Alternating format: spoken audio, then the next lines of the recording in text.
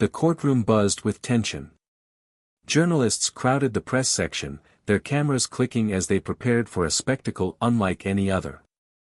A high-profile legal battle was about to unfold, one that would pit a billionaire tech mogul against a revered liberal judge. The stakes were high, not just for the parties involved, but for the future of technology and environmental regulation itself. Elon Musk, founder of SpaceX and Tesla, sat in the defendant's seat, his expression calm, almost aloof. His reputation preceded him. The world knew him as the man who dreamed of colonizing Mars, who made electric cars cool, and who regularly pushed the boundaries of what was possible. But here, today, he was on trial. Not for anything he had done, but for what his companies were accused of, violating a controversial new environmental policy. Across from him, perched on the judge's bench, was Judge Margaret Hayes, a towering figure in the liberal judiciary. A woman of principle and conviction, Hayes had long been an advocate for climate change action, social justice, and government regulation of large corporations. She was as respected as she was feared, a judge who didn't hesitate to hand down harsh rulings when she believed they were necessary. Her legacy was built on her unwavering commitment to the rule of law and her deep belief that companies like Musk's should be held accountable. But what made today's trial different was the rare clash of ideologies.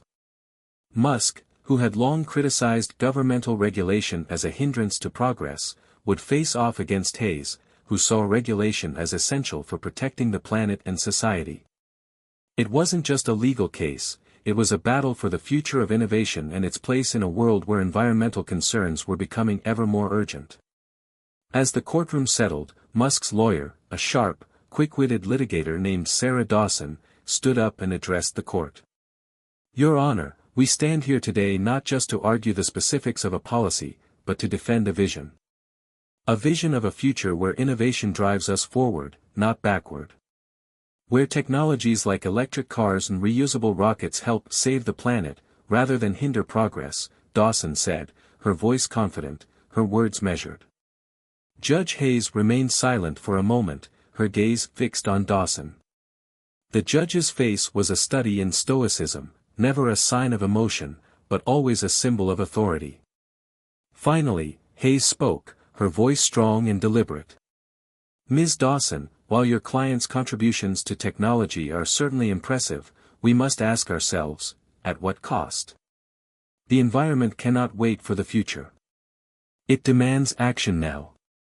And that is why we have regulations in place, to ensure that innovation doesn't come at the expense of the planet." Musk, sitting with his arms crossed, couldn't help but smile at the challenge. He wasn't one to back down, not from anyone or anything. He had spent his life fighting against the status quo, whether it was the automotive industry, the aerospace sector, or, now, the courtroom. He was ready for this. More than ready. A few minutes later, the trial officially began, with each side laying out its opening statements. The case centered around a newly implemented environmental policy that placed stringent regulations on the carbon emissions of companies like Tesla and SpaceX. The policy, designed to fight climate change, was aggressive in its approach, targeting the very companies that had the power to change the world. The plaintiffs argued that Musk's companies had failed to comply with the policy, and were, therefore, liable for damages. On the surface, this was a typical legal dispute. But beneath the surface, it was so much more. The case represented a collision of two visions for the future, one that prioritized innovation at all costs, and another that sought to balance progress with the preservation of the environment. The outcome of this trial could shape the path forward for not just Musk, but for the entire tech and green energy industries. The media, of course, was quick to seize on the drama. The courtroom was filled with cameras, flashing lights capturing every moment. Musk's reputation had made him a polarizing figure.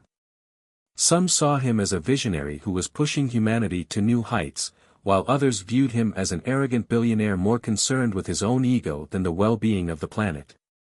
Meanwhile, Judge Hayes was a figure of intrigue in her own right. Known for her fierce commitment to the law, she had earned the respect of both liberals and conservatives. She had presided over several high-profile cases, and this one was no different. But what made it unique was that she, too, represented a vision, a belief that the world needed to change, and that technology had to evolve within the confines of social responsibility. The opening statements were over, and the room was electric. Musk's team was poised and ready, and Judge Hayes had made it clear that she wouldn't be swayed by flashy arguments. This would be a battle of ideals, and it would be fought with every ounce of passion and conviction both sides had. In the back of the courtroom, the media was already buzzing, speculating about the outcome. Some pundits predicted that Musk would win, that his technological brilliance and vast resources would tip the scales in his favor. Others argued that Hayes, with her unshakable faith in the importance of regulation, would deliver a verdict that would reshape the future of business and the environment. But no one truly knew what would happen next. Not yet.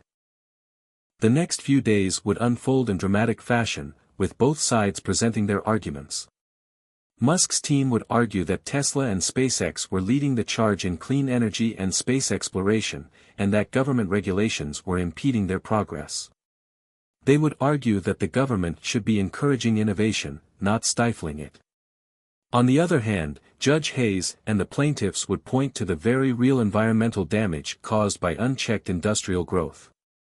They would argue that without regulations, the planet would continue to suffer, and that Musk's companies, despite their innovations, could not be allowed to operate without regard for the greater good. Musk's first witness would be his trusted partner and the head of Tesla's environmental division, William "Bill" Turner.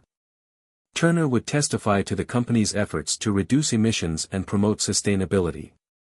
But Hayes was ready, and she would counter with expert testimony showing that Tesla's emission standards, while improved, still fell short of the mark. It was clear from the outset that this would not be an easy fight. The debate would be fierce, the arguments razor-sharp. And the outcome? That was anyone's guess. As the first day of the trial came to a close, the courtroom emptied, and the media descended like a swarm of bees, eager for every detail of the proceedings. Musk, however, walked out of the courtroom with his trademark confidence, a slight grin playing at the corners of his mouth. He wasn't worried, not yet. He knew that the battle ahead would be long, but he was ready. He'd always been ready for a fight. And so, the stage was set for a showdown unlike any other, a clash between a man who dreamed of taking humanity to the stars and a woman who believed that protecting the Earth was the key to that future. This was just the beginning. Hit subscribe and leave a comment with where you're watching from. This story might just spark a new beginning. What's one thing that always pushes you forward, even when things get tough? Elon Musk was no stranger to the spotlight. In fact, he seemed to thrive in it. The man who had once been described as too ambitious for his own good had long since proven that his vision wasn't just a fleeting dream, it was a revolution in the making. Yet, behind the tech mogul persona, there was a person driven by an unyielding desire to push humanity beyond its earthly limits. Born in Pretoria, South Africa, in 1971, Musk was the son of a Canadian mother and a South African father. His childhood was a mix of quiet observation and intense curiosity, qualities that would later define his career. From an early age, Musk exhibited a sharp intellect, devouring books and asking questions that seemed far beyond his years. But he also carried with him a sense of isolation, often finding himself out of place among his peers. He wasn't just another kid interested in video games, he was someone who saw the world as a puzzle that needed to be solved. At the age of 12, Musk taught himself computer programming and created a game called Blaster. He sold it for $500, an early indication of his entrepreneurial spirit. But while many young geniuses might have used their talents for personal gain, Musk's mind was always focused on something bigger. He wanted to change the world, and he wasn't going to wait for permission to do it. His journey to the United States, to Silicon Valley, marked the beginning of a series of revolutionary ventures. Musk attended the University of Pennsylvania, where he earned degrees in both economics and physics. It was here that his passion for technology and innovation truly took shape. After a brief stint in graduate school at Stanford, Musk made the bold decision to drop out and dive headfirst into the tech industry. His first major venture was Zip2, a city guide software company, which he sold to Compaq for nearly $300 million. But it was his next move that would catapult him into the realm of legends.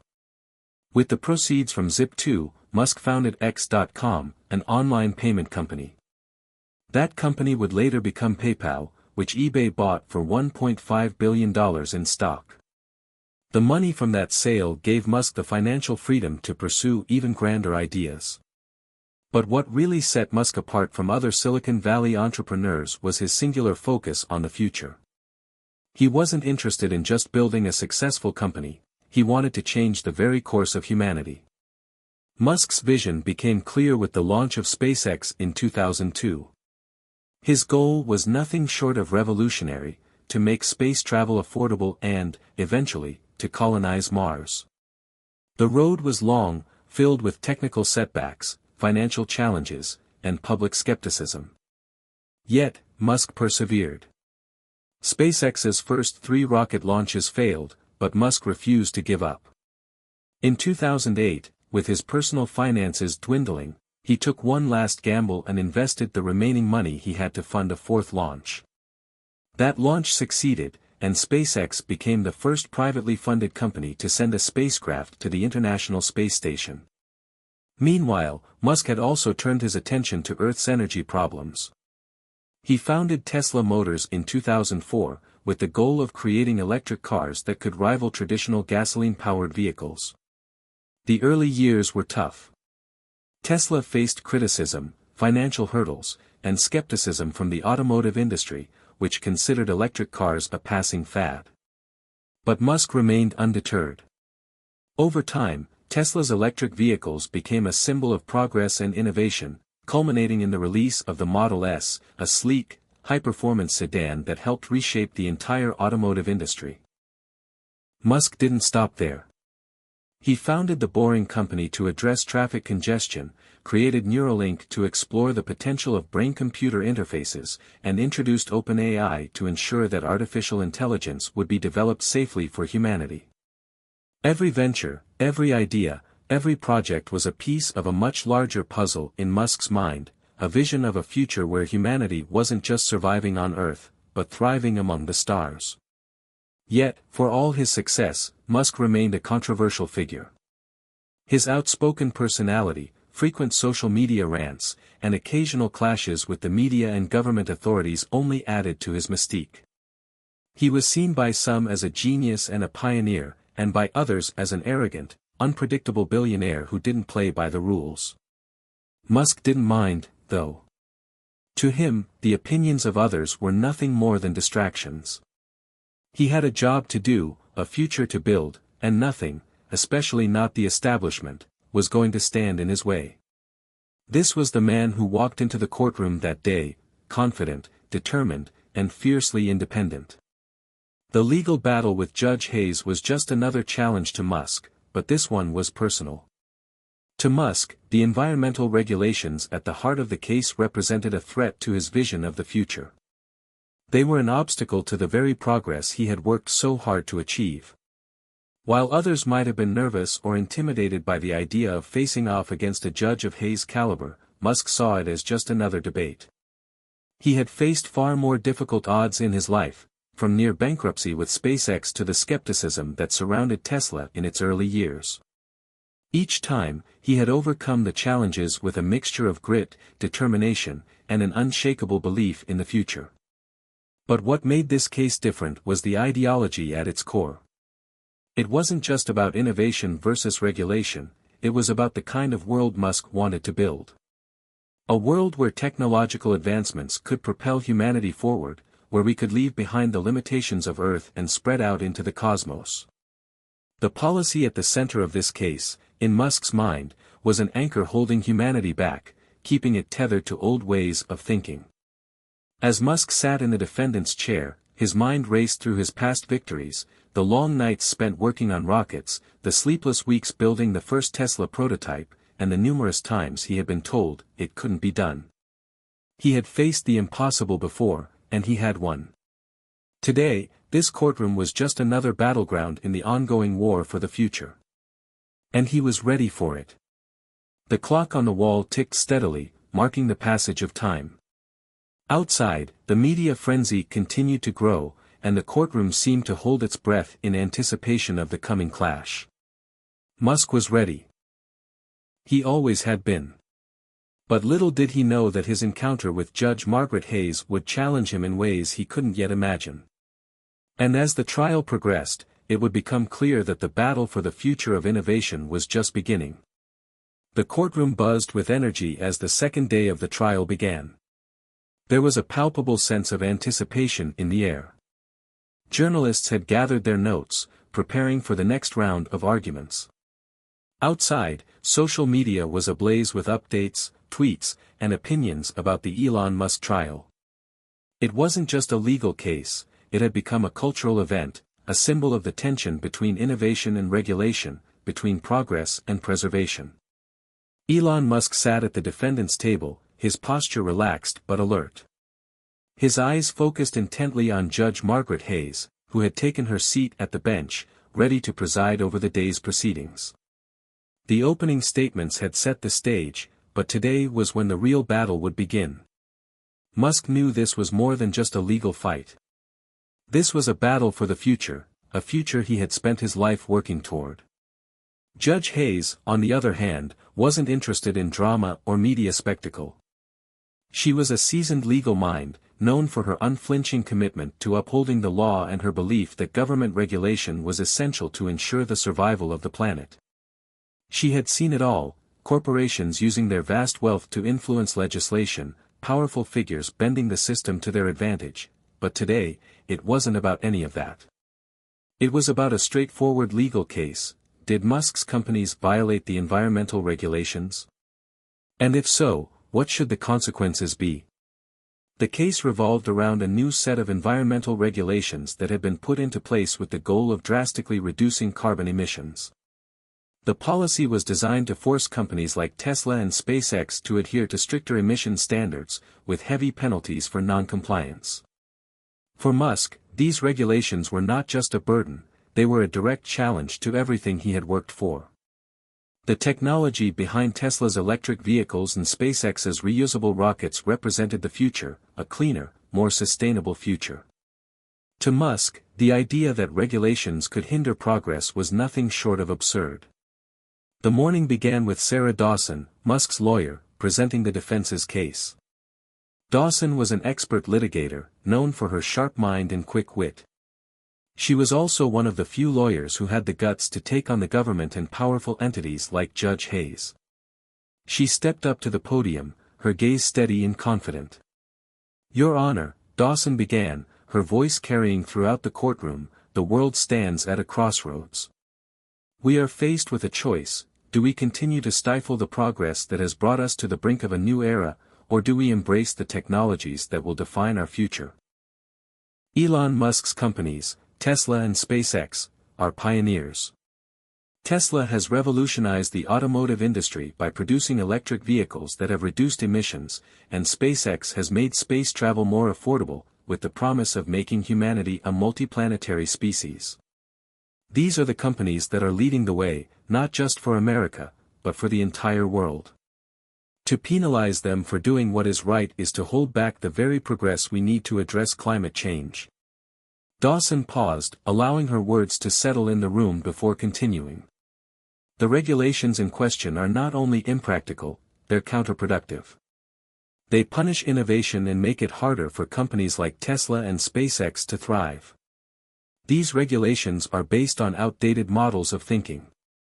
The real solution to the environmental crisis is not more government intervention, but more innovation. And that is exactly what Mr. Musk's companies have been doing, leading the charge toward a cleaner, more sustainable future." Judge Hayes listened carefully, her face betraying no emotion. She was used to impassioned arguments, but she had heard these claims before. They were nothing new. In her mind, the case wasn't about whether Musk's companies had achieved something remarkable, it was about whether they had done so while complying with the rules. And in this case, those rules were there for a reason. The planet was in crisis. And no one, not even the tech titans of Silicon Valley, was above the law. When Dawson finished, the courtroom was silent. It was clear that she had made her case, but would it be enough to sway Judge Hayes? The judge spoke, her voice calm but firm. "Ms. Dawson, I understand your argument. I've heard it before from other business leaders who claim that regulations are an obstacle to progress. But the fact is, our planet is in a state of emergency. The environmental regulations were put in place to address this crisis. They are not arbitrary, they are necessary.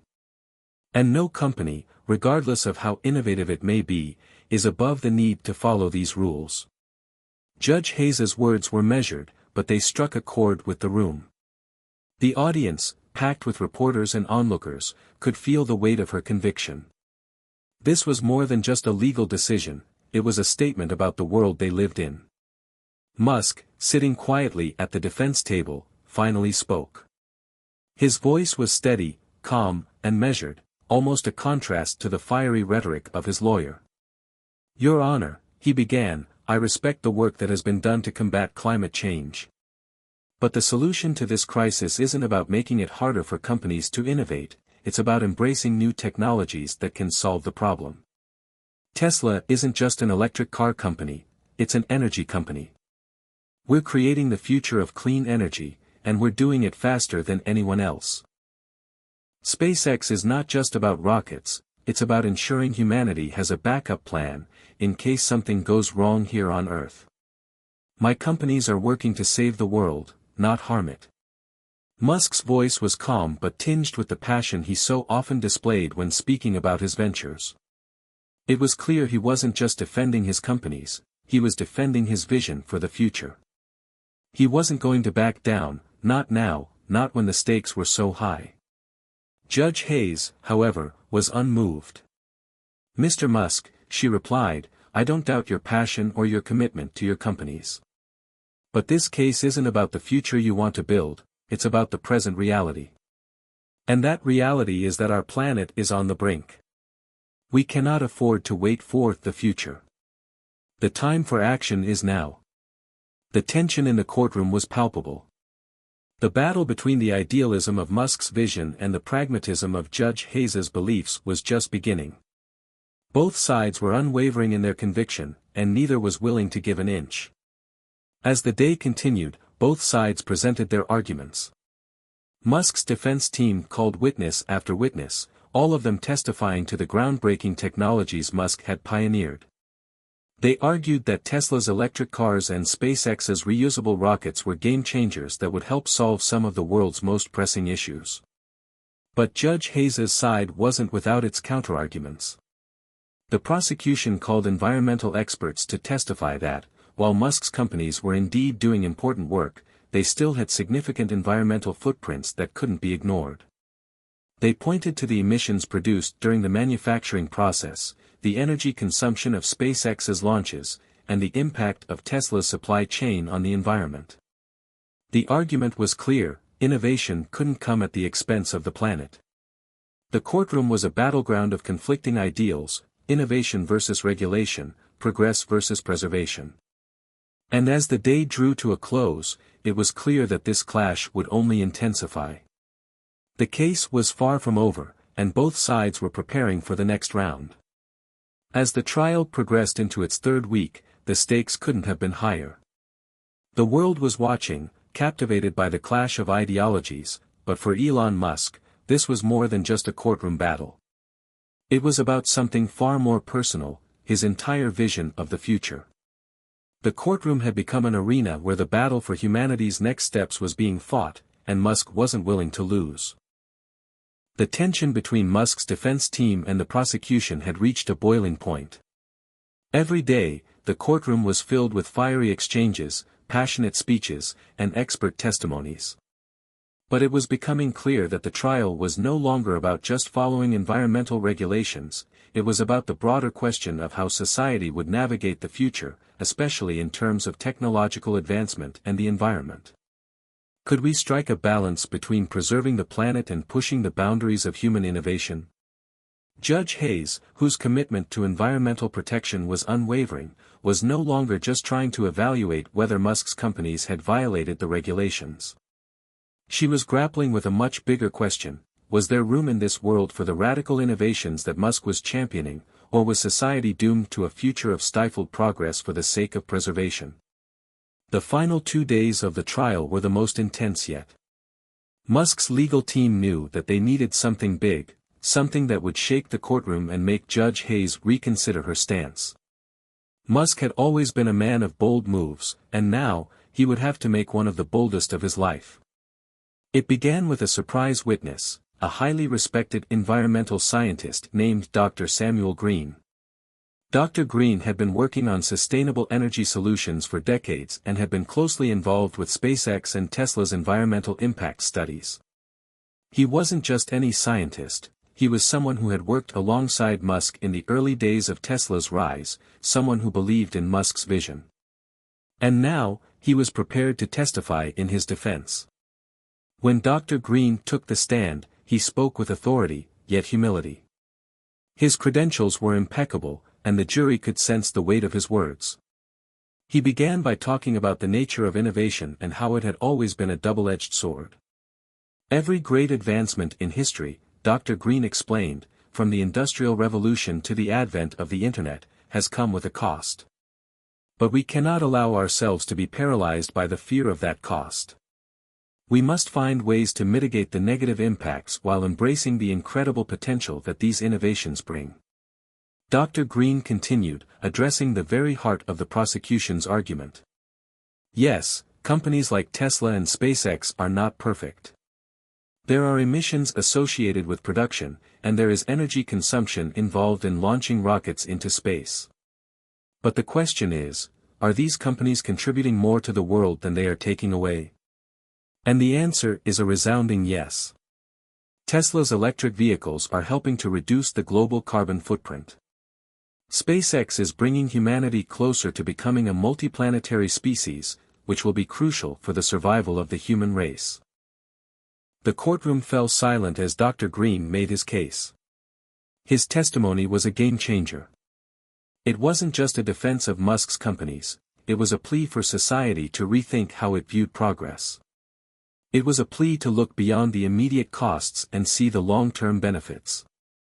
Judge Hayes, who had remained stoic throughout most of the trial, seemed to be deep in thought.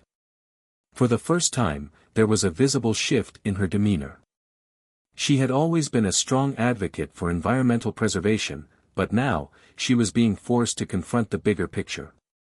Could she continue to uphold regulations that, while well-intentioned, might also be stifling the very innovations that could save the planet? But the prosecution wasn't ready to give up. They knew that Dr. Green's testimony was a powerful one, so they brought in an expert of their own, a leading environmental economist named Dr. Angela Reed, who had been critical of Musk's companies for years.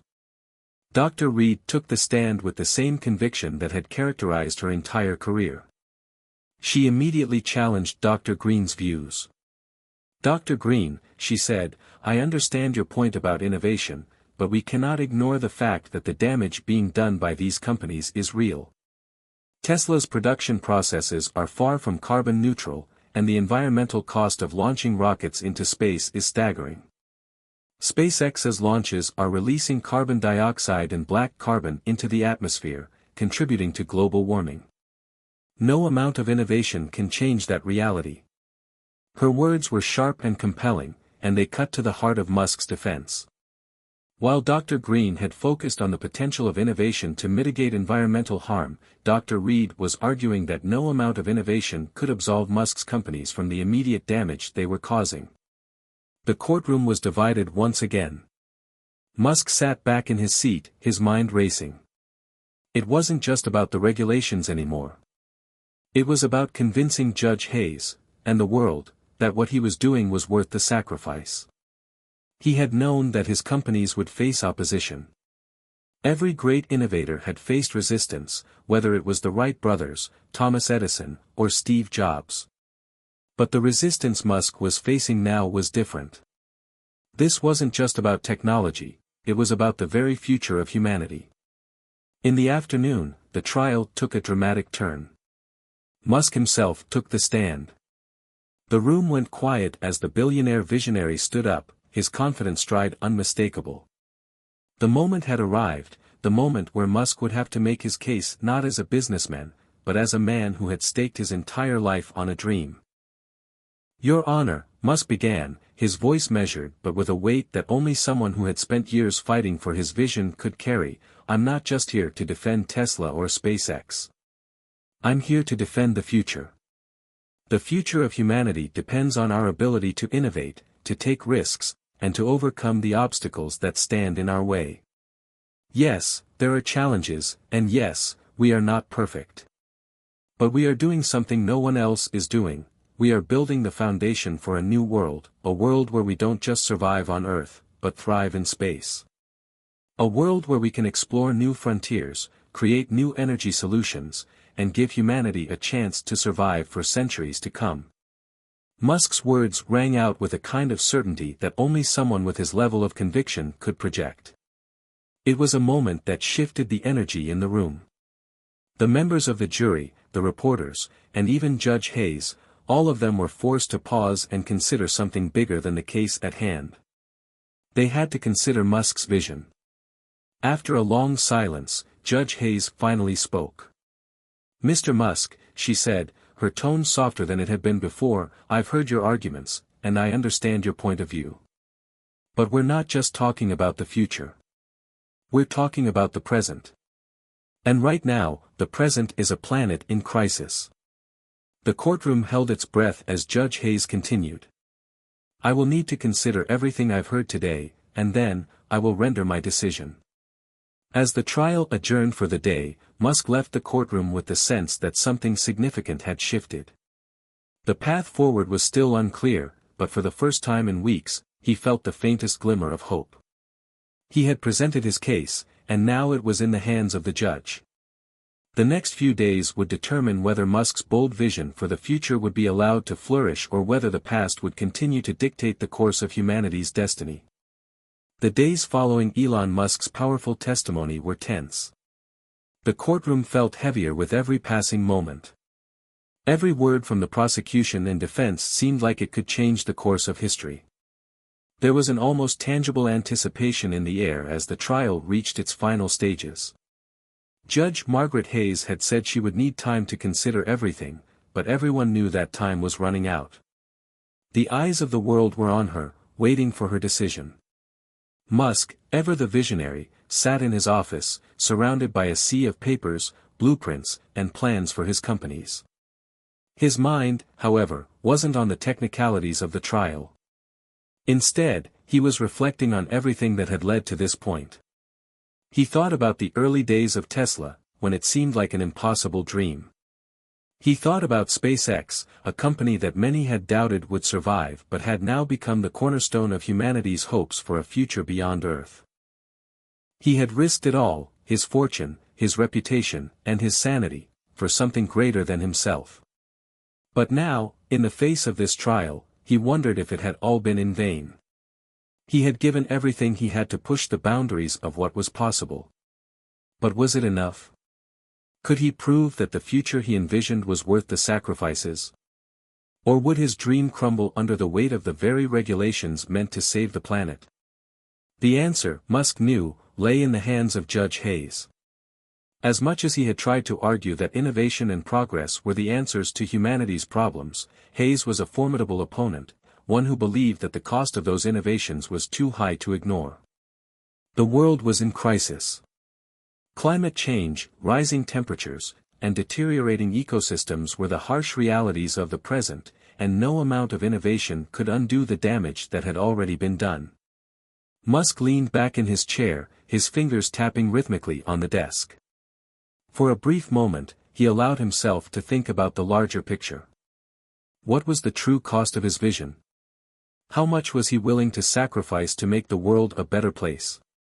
And how far could he push the boundaries of progress before the consequences were too much to bear? He thought about his children, XAE-A12, his eldest son, and his other children. His vision of the future wasn't just about technology, it was about leaving behind a world that was better than the one he had inherited. A world where humanity could thrive, not just survive. But he also knew that there were people who saw things differently. There were those who believed that the world could be saved through preservation, not through progress.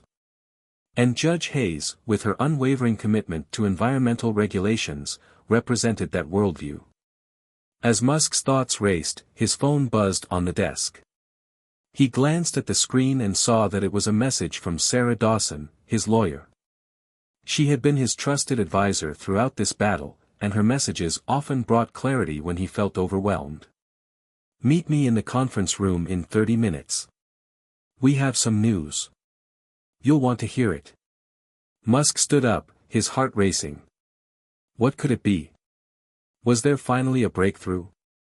He quickly gathered his papers, pushed them aside, and walked toward the conference room.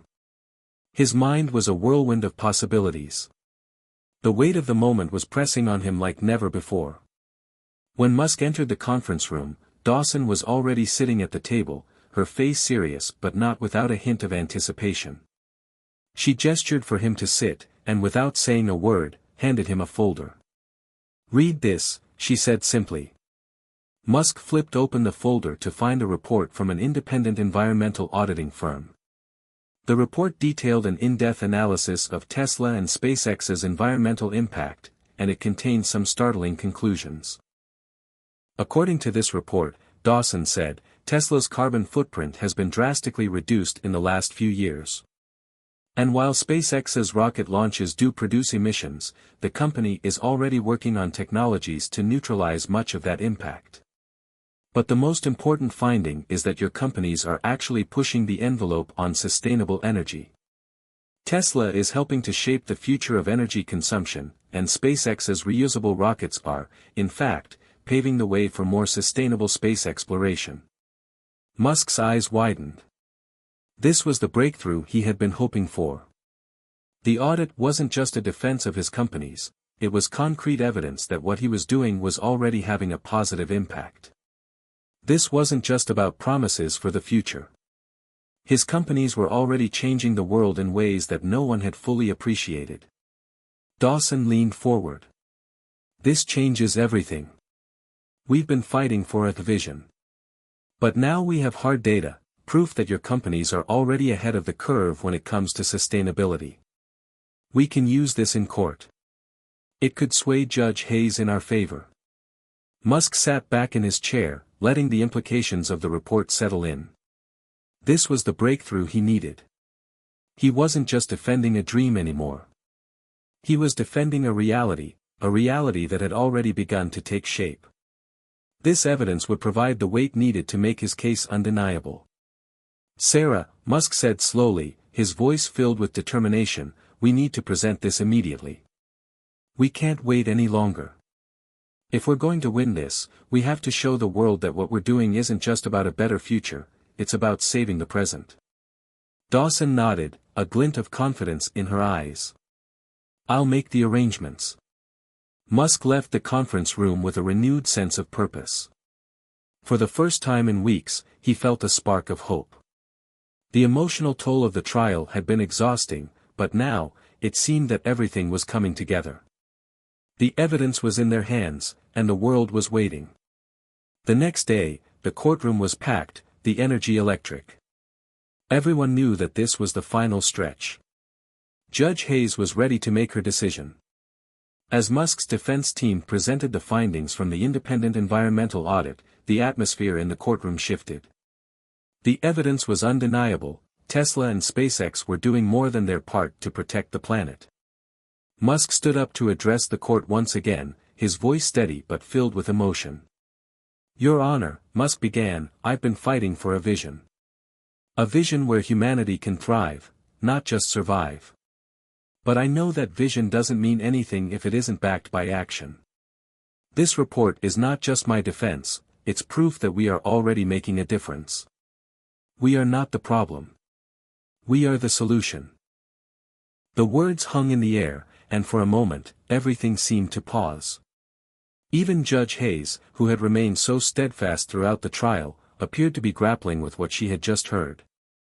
Musk's words were powerful, but it was the data that spoke louder.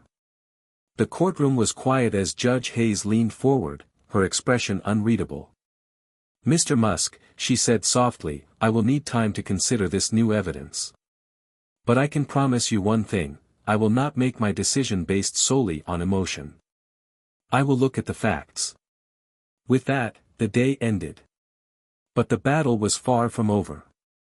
The emotional climax had arrived, and now, the final decision rested with Judge Hayes. The fate of Musk's companies, and his vision for the future, was hanging by a thread. The final days of the trial were nothing short of a whirlwind. After the dramatic presentation of evidence, the tension in the courtroom reached its peak. Musk had presented his case with everything he had, his passion, his determination, and the new evidence that confirmed the progress his companies were making. Yet, there was still one thing that hung in the balance: Judge Hayes's decision. Elon Musk sat quietly in the courtroom, his eyes focused on the judge's bench. He had always been a man who thrived in the face of adversity. Whether it was sending rockets to Mars or building the world's leading electric vehicle company, he had faced challenges head-on. But this trial was different. It wasn't just about business, it was about his vision for the future of humanity, and whether or not the progress he had dedicated his life to would be allowed to continue. For the first time in the trial, Musk felt a sense of vulnerability. He had pushed the limits of what was possible, and now it all came down to one decision. The weight of that realization settled heavily on his shoulders. If the decision went against him, it could cripple his companies, and with it, his vision for a better future. It could also send a message to the world that innovation, no matter how groundbreaking, would be held back by regulations and outdated fears. Across from him, the prosecution sat silently, their faces as grim as ever. They had thrown everything they had into the trial, but now it seemed like their case had weakened. They had relied on emotional appeals and arguments that called for stricter regulations, but the new evidence Musk's team had presented had changed the conversation.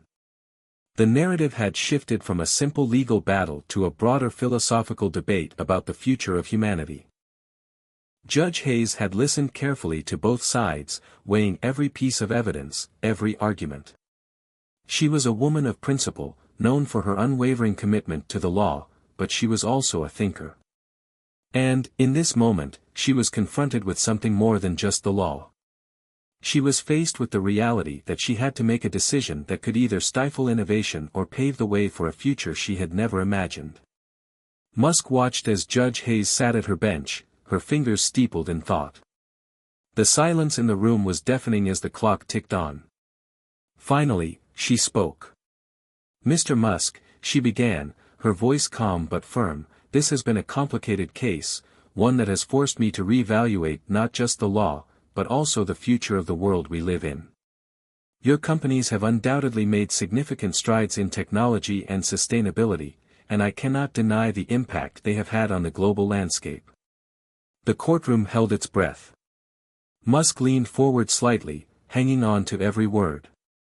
"That said," Judge Hayes continued, "I cannot overlook the concerns raised about the immediate environmental impact of some of your company's actions. The planet is facing a climate crisis, and no amount of innovation can ignore the pressing issues we face today." Musk felt a knot form in his stomach. It was clear that the judge had not fully embraced his view that progress and preservation could go hand in hand. But then, she paused, and for a moment, it seemed like the weight of her next words would shift everything. "However," she said slowly, after considering the new evidence presented, particularly the findings from the independent environmental audit, "I have come to a conclusion. The actions of your companies have not been without fault, but they are not as egregious as the prosecution has claimed. More importantly, the steps you are taking toward sustainability are not only commendable, they are necessary for the future." A collective sigh rippled through the courtroom. Musk could feel the tension in the air lift, but there was still one more hurdle to overcome. "Therefore," Judge Hayes continued, "I will rule in favor of a more nuanced approach. While regulations must remain in place to ensure that companies like Tesla and SpaceX remain accountable, I do not believe that further punishment is the solution. Instead, I propose a framework in which your companies will be given an opportunity to continue their work, but under stricter guidelines designed to ensure that sustainability remains a top priority. Musk's heart raced. This was it, the moment he had fought for, the moment that would determine the future. I will also order that both Tesla and SpaceX submit detailed annual reports on their environmental impact, and I will appoint an independent committee to oversee their progress. If, in the future, it is found that they are not meeting these new standards, then we will re-evaluate the situation. The room was quiet for a long moment. Then, Musk's legal team erupted into quiet applause, a murmur of approval filling the space. Musk sat back in his chair, overwhelmed. His companies had been given a chance to continue, to grow, and to pursue their vision without the looming threat of being shut down. Judge Hayes finished her statement. This court is adjourned. As the gavel came down, Musk stood up, his mind still processing the words he had just heard. His victory wasn't without conditions, but it was a victory nonetheless. He had managed to convince a judge who had been unwavering in her commitment to environmental protection that innovation and progress were not the enemies of the planet. They were, in fact, essential to its future. Musk walked out of the courtroom, his mind racing. There was still so much work to be done, but now, for the first time in weeks, he felt like the weight had been lifted. The trial was over, and his companies had been given a chance to thrive. But this was only the beginning. Outside the courthouse, the crowds had already gathered. News outlets from around the world were broadcasting live, eager to hear Musk's response to the ruling. As Musk walked toward the reporters, he paused for a moment. The world was watching, and this moment was bigger than just the trial, it was about the future. He turned to the cameras, his face serious but resolute. This ruling is not just a win for Tesla or SpaceX. It's a win for the future of humanity. It's a win for innovation. It's a reminder that progress, no matter how challenging, is the key to solving the world's biggest problems. He paused, letting his words sink in. We must continue to push the boundaries of what's possible, even when the path forward seems uncertain. Because the future of humanity depends on it. As the reporters fired off their questions, Musk smiled to himself. It was a hard-earned victory, but it was a victory nonetheless. The future was still uncertain, but he was more determined than ever to see it realized. The journey was far from over, but today, Musk had proven that with determination, innovation, and a vision for a better world, anything was possible. It had been a few weeks since the trial's conclusion, and the world was buzzing with discussions about the ruling.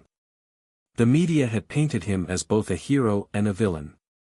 On one hand, his innovations were hailed as the future of humanity, companies dedicated to green energy, reusable rockets, and electric vehicles that could change the planet. On the other hand, there were those who saw his aggressive pursuit of innovation as a reckless gamble, one that prioritized technological progress over sustainability in ways that didn't sit well with everyone. Musk sat in the boardroom of Tesla's headquarters, reviewing the latest reports on vehicle production and energy consumption. His team was making strides, but the pressure to balance innovation with environmental concerns remained heavy. New laws had been enacted, and stricter guidelines were on the horizon, thanks to Judge Hayes's ruling. Musk knew that in order to continue his work, he would have to not only adhere to those laws but also set an example. The entire world would be watching to see how he responded to this next phase of his journey.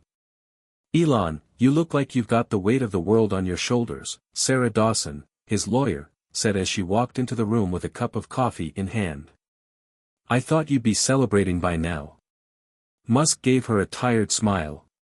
"Celebration feels like something I'll get to later. Right now, I'm thinking about the next challenge. The ruling gave us some breathing room, but it also comes with new expectations.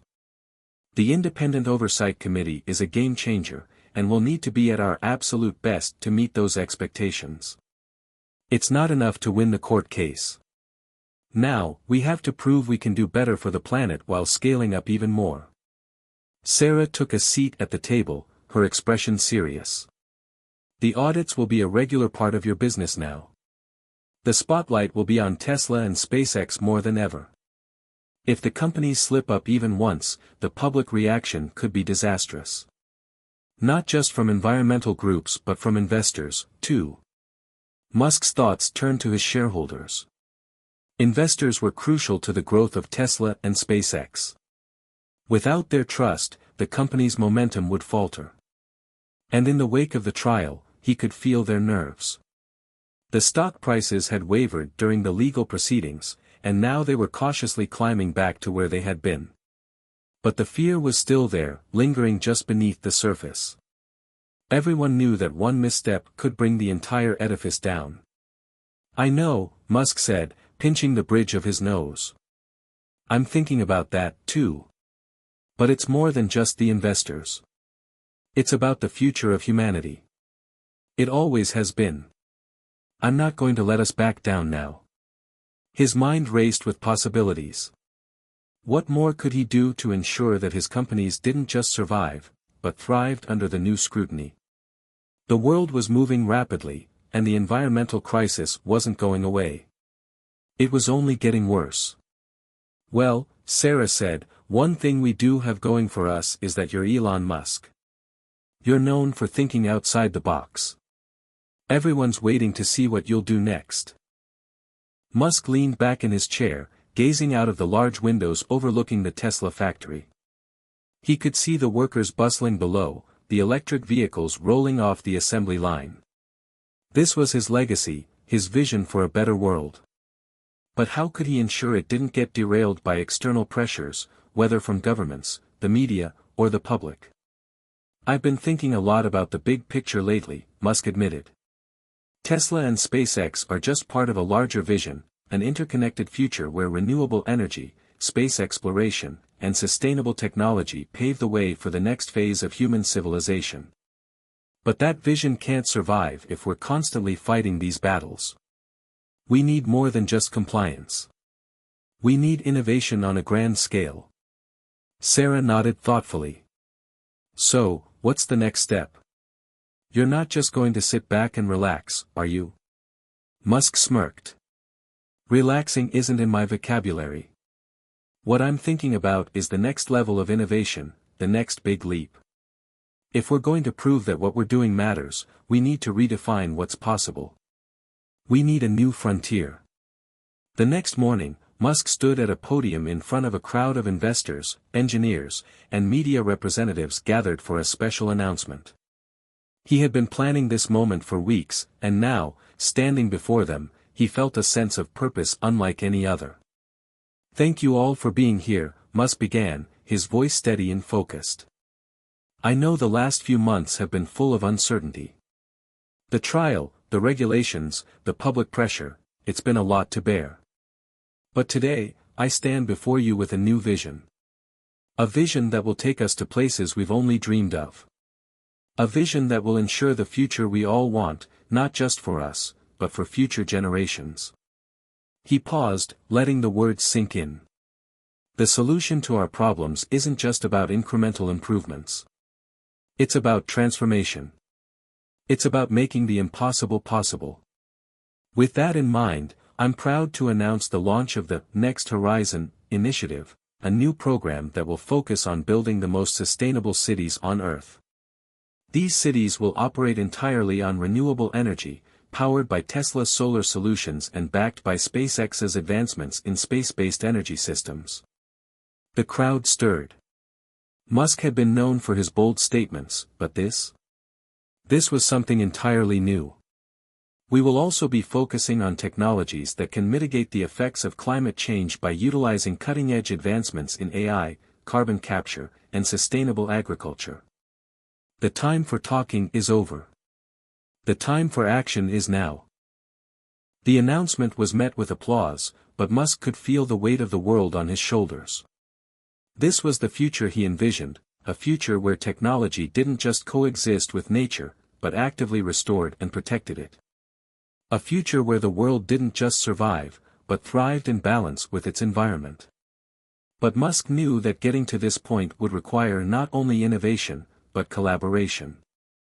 He would need to work with governments, environmental organizations, and other industry leaders to make this vision a reality. He would need to prove, time and time again, that the future he was building wasn't a dream, it was a necessity. As the event concluded and the crowd dispersed, Musk stood alone for a moment, looking out over the horizon. The weight of the responsibility was immense, but he knew that this was the path forward. The next frontier wasn't just about creating sustainable technology, it was about changing the way humanity thought about progress itself. This was no longer just a business venture. It was a mission. And he was ready for the challenges ahead. Elon Musk had always been accustomed to resistance. Whether it was the naysayers who doubted the success of electric vehicles or those who believed space exploration was a waste of money, Musk had faced plenty of opposition throughout his career. But the stakes were higher than ever. The announcement of the Next Horizon initiative had sparked a wave of support, but it had also drawn criticism from many corners of society. The press was divided, some lauding Musk's bold vision, while others questioned whether it was achievable or, worse, if it was just another marketing ploy.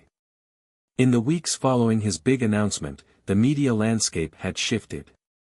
The conservative voices, particularly in the political sphere, had pushed back hard against Musk's grand vision. Some believed that it was an overreach for a private company to control the future of cities and energy solutions. They argued that the government should have a more significant role in environmental policy, and Musk's push for privatization felt like a threat to the status quo. And then there were the environmentalists, the very group Musk had long aligned himself with. While many praised his contributions to renewable energy, some were skeptical of his ambitions. They pointed out the carbon footprint of SpaceX's rockets and questioned whether Musk's focus on Mars was a distraction from solving Earth's pressing issues. Their criticisms were sharp, and they made it clear that they would not hesitate to hold Musk accountable. Musk knew these challenges were inevitable. But the criticism was starting to feel like more than just an obstacle, it felt personal. It was one thing to fight regulations and push through technological barriers, but now he had to confront the very people who had once been his allies. One particular critic caught Musk's attention, Dr. Emily Warren, a prominent environmental scientist and outspoken advocate for sustainable policies. She had written several articles arguing that Musk's Next Horizon initiative was a dangerous gamble. Musk's vision may seem noble, but it's built on the same hubris that has caused so many environmental disasters, she had said in a recent interview. He's more concerned with the idea of saving humanity by colonizing other planets than with actually fixing the problems we have here on Earth. Musk couldn't shake her words. He had been fighting for a better future for so long, and now it felt like the very people he hoped to help were questioning his intentions. The backlash was getting louder by the day, and it seemed that no matter how much he tried to explain the interconnected nature of his vision, some just couldn't see it. "You can't win them all, Elon," Sarah Dawson said one evening as they sat in a strategy meeting at Tesla's headquarters. "You've always known that, right?" Musk nodded, though his thoughts were elsewhere. "I know," he muttered, rubbing his temples. "But this time, it feels different. People are starting to doubt if my vision for the future can actually work. I need to do something to prove them wrong, to show that this is more than just some pipe dream." "We knew this was coming," Sarah said, trying to reassure him. "But your vision has always been bigger than the critics. You've turned doubters into believers before. You can do it again." Musk leaned forward. "This is about more than just changing the car industry. It's about creating a world where technology and sustainability aren't in conflict. Where humanity can grow and thrive without destroying the planet. But the pushback, it's harder to ignore now. These people are serious, Sarah." "Then it's time to show them that you're serious too," Sarah said, her tone firm. "The world is watching. You've always believed in taking bold steps. Now is the time to go even further." That night, Musk spent hours in his office, deep in thought. He knew Sarah was right, he had always thrived in the face of adversity. But this time, he needed to do more than just make a few headlines. He needed to change the narrative. The next morning, Musk called a press conference. "Thank you all for coming," he began, his voice steady and resolute. "I've heard the criticisms, and I know there are many people who question the path I've chosen. There are those who believe that humanity's future lies in retreating from our problems, focusing only on the immediate and the tangible. But I believe we are capable of more." Musk paused, his eyes scanning the room. The journalists were waiting for his next words, and he could feel the weight of their expectations. "I've heard the arguments against my vision," he continued. "But let me be clear. The Earth is our home, and we must do everything in our power to protect it. But I also believe that we cannot afford to limit ourselves to solving only the problems of today. The future of humanity requires us to think beyond our borders, beyond our planet. It's time for us to evolve. And that's why we're launching a new initiative, one that will address both the urgent need for sustainable energy and the long-term survival of the human race." Musk's words rang out with a sense of urgency. The media room was silent, and he could feel the gravity of the moment. He wasn't just speaking to reporters now, he was speaking to the world. "We are taking the next step in space-based solar power. We have the technology to harness the energy of the sun in space and deliver it to Earth, where it can power our cities without any carbon emissions. This technology, developed by both SpaceX and Tesla, is the key to a future where we no longer rely on fossil fuels. It will create jobs, improve energy access, and, most importantly, help us fight the environmental crisis." The reporters exchanged glances. Musk's words were bold, but they weren't entirely new. The idea of space-based solar power had been floated before, but Musk was the first to claim that it was no longer just a theory, it was a reality. "Space exploration, and our ability to colonize other planets, is not a distraction from Earth's problems," Musk continued, his voice gaining strength. "It's the backup plan. If we do not solve the issues we face today, we will not have a tomorrow. But if we can balance both our efforts on Earth and in space, we can secure a future for humanity." He paused again, letting his words resonate. "This is not just about technology. It's about survival. It's about pushing past the limits we've set for ourselves. And it's about making sure that our children, our grandchildren, and their grandchildren have a world to live in." Musk's declaration was met with mixed reactions from the room. Some reporters were skeptical, others intrigued. But for the first time in weeks, Musk felt a sense of clarity. He wasn't just fighting to prove his critics wrong, he was fighting for something far bigger than himself. He was fighting for the future. As he left the stage, he knew that the challenges ahead would only intensify. But Musk had always believed that the greatest obstacles could lead to the greatest opportunities. And now, he had a renewed sense of purpose. The fight was far from over. Elon Musk's days had become a whirlwind of meetings, strategies, and media scrutiny. Despite the pressures mounting from both external critics and internal stakeholders, there was one thing that remained constant: his belief that humanity could overcome its greatest challenges through innovation. But as the pushback grew louder, Musk began to realize something profound: he couldn't do it alone. As he sat in a boardroom late one evening, his thoughts were interrupted by a knock on the door. Sarah Dawson, his lawyer and trusted advisor, stepped in, looking more serious than usual. "Got a minute?" she asked, closing the door behind her. "Of course," Musk replied, leaning back in his chair. "What's going on?" "I've been talking to some of your investors," Sarah began. "And there's a shift happening. Some are still on the fence about the Next Horizon initiative, but there's another group that's seeing things differently now. They're coming around, Elon." Musk raised an eyebrow. "Coming around how?" "They're seeing the bigger picture," Sarah explained. "They're seeing that this is more than just a business move. They want to be part of something bigger, something that aligns with their values." Musk's interest piqued. "So you're saying there's hope from the investment community?" "Not just hope," Sarah continued. "There's a real shift in mindset. Some of these investors are willing to back the Next Horizon initiative, not because it's just about the financial return, but because they believe in the future it could create. A sense of relief washed over Musk. While investors had always been crucial to his ventures, it was encouraging to know that some of them were now seeing the long-term vision. Still, he knew that even with financial backing, he needed something more, something that would push his initiatives into the mainstream and secure true global impact. That's when the unexpected call came. It was the following afternoon when Sarah received the call and then handed Musk the phone. It was from someone he never thought he'd hear from. "Elon, it's James Carter," the voice on the other end of the line said. "I need to talk to you. In person." Musk was taken aback. James Carter was a tech mogul and environmental advocate, someone who had long been a vocal critic of Musk's aggressive approach to innovation. Carter had built a massive following for his own green energy company, which promoted sustainable energy without the kind of ambitious future visions that Musk was known for. He had even gone as far as to call Musk's ideas reckless in the past.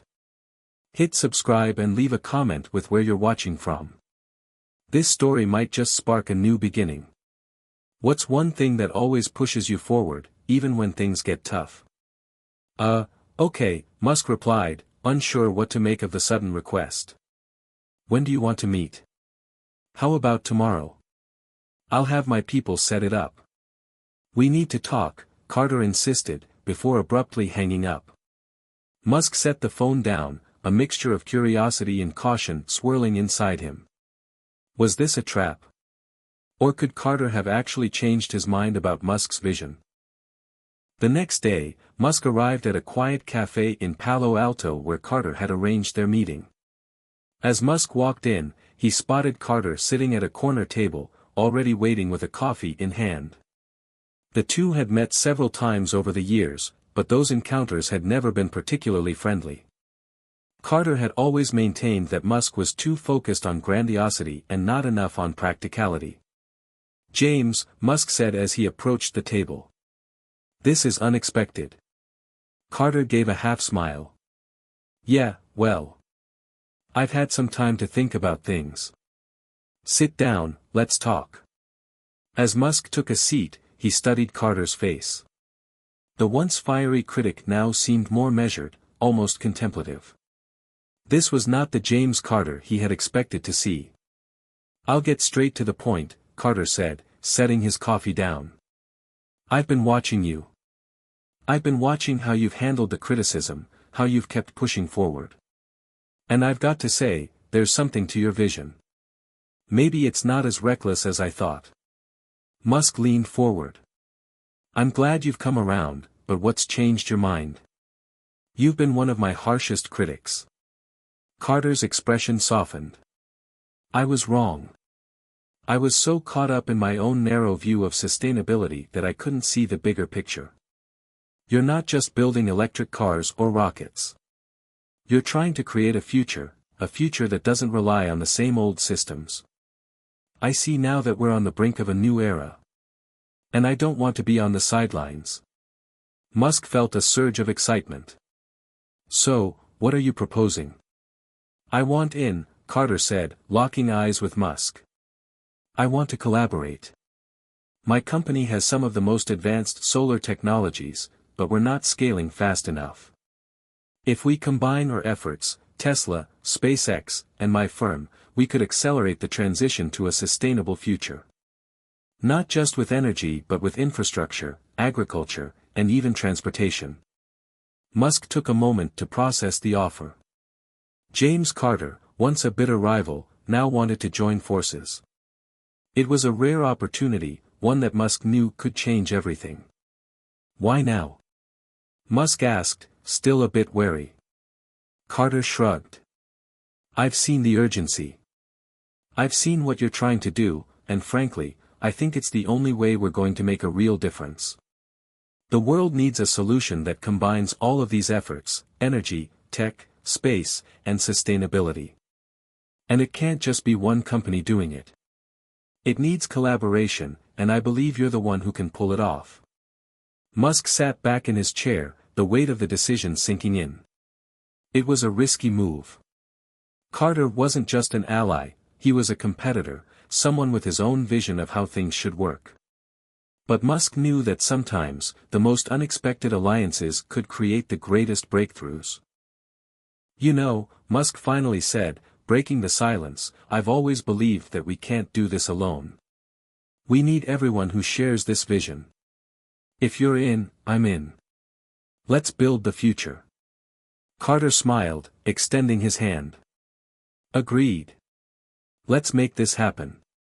As the two shook hands, Musk felt a spark of hope. This partnership could be the missing link, the catalyst that would bring his vision to life in ways he hadn't even imagined. The next frontier wasn't just about technology, it was about unity, collaboration, and a shared belief in a better future. And with this unexpected ally, Elon Musk felt more determined than ever to take on the world. The news of the unexpected collaboration between Elon Musk and James Carter spread like wildfire. Headlines across the world heralded the partnership as a groundbreaking moment in the race for a sustainable future. Musk, known for his boldness and ambition, had just made a pivotal move. Carter, once a vocal critic, had now joined forces with him.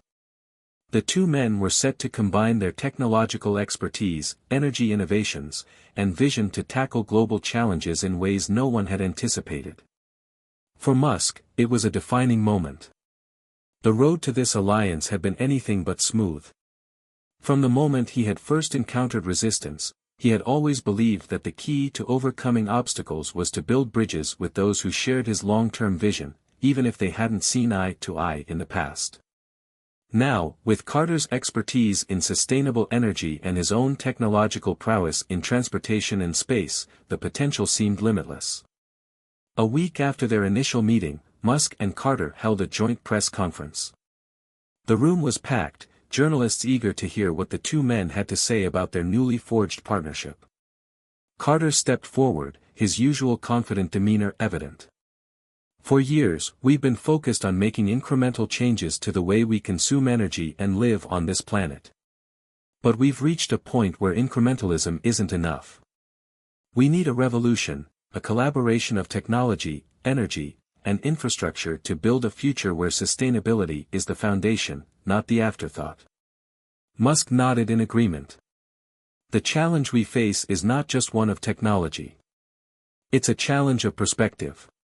What we're proposing is a systemic shift, a shift that requires breaking down barriers, reimagining systems, and working together in ways that have never been done before." The announcement was met with mixed reactions. While many applauded the new alliance as a bold and necessary step forward, others were still skeptical. Environmental advocates who had once supported Musk's initiatives now questioned whether such a high-profile partnership could truly lead to meaningful change. Critics pointed out that Musk and Carter were both wealthy businessmen with their own interests at heart. Could they be trusted to lead such a monumental effort? Musk understood the concerns. After all, he had built his career on challenging the status quo. But he had also learned that to move forward, sometimes it was necessary to make unlikely alliances. It was a lesson he had learned time and time again, whether it was convincing investors to back Tesla or bringing together teams of engineers who had previously been at odds. This collaboration with Carter wasn't just about combining their technologies, it was about combining their networks, their influence, and their shared belief in the future. In the days that followed, Musk and Carter began to lay the groundwork for their ambitious plan.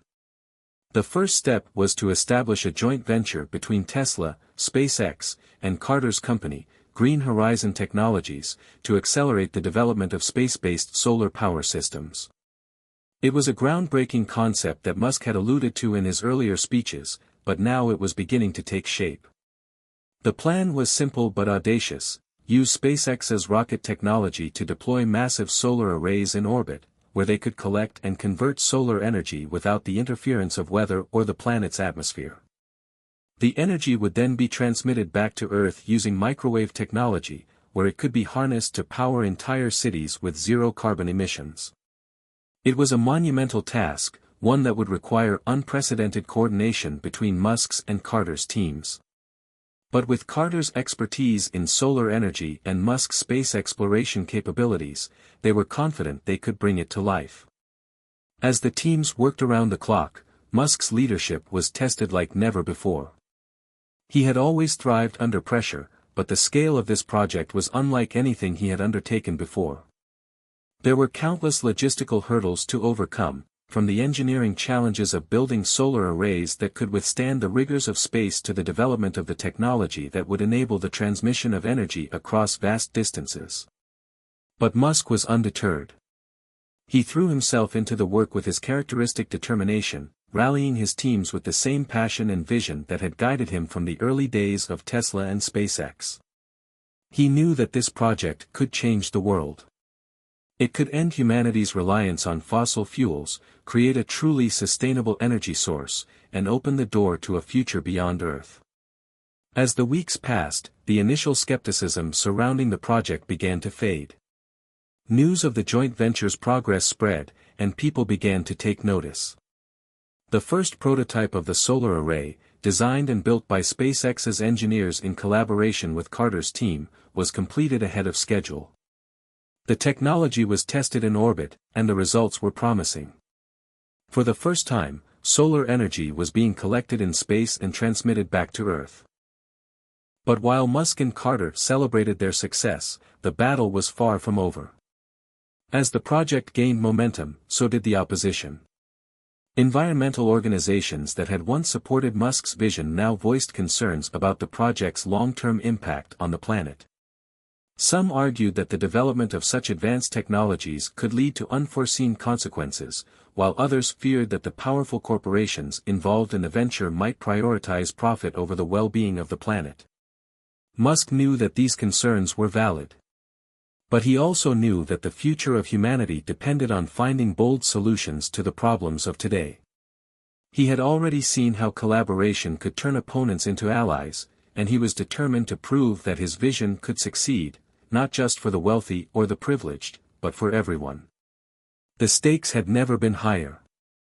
Musk and Carter were pushing forward with their groundbreaking project, but they knew that they had to overcome not only technical challenges but public perception.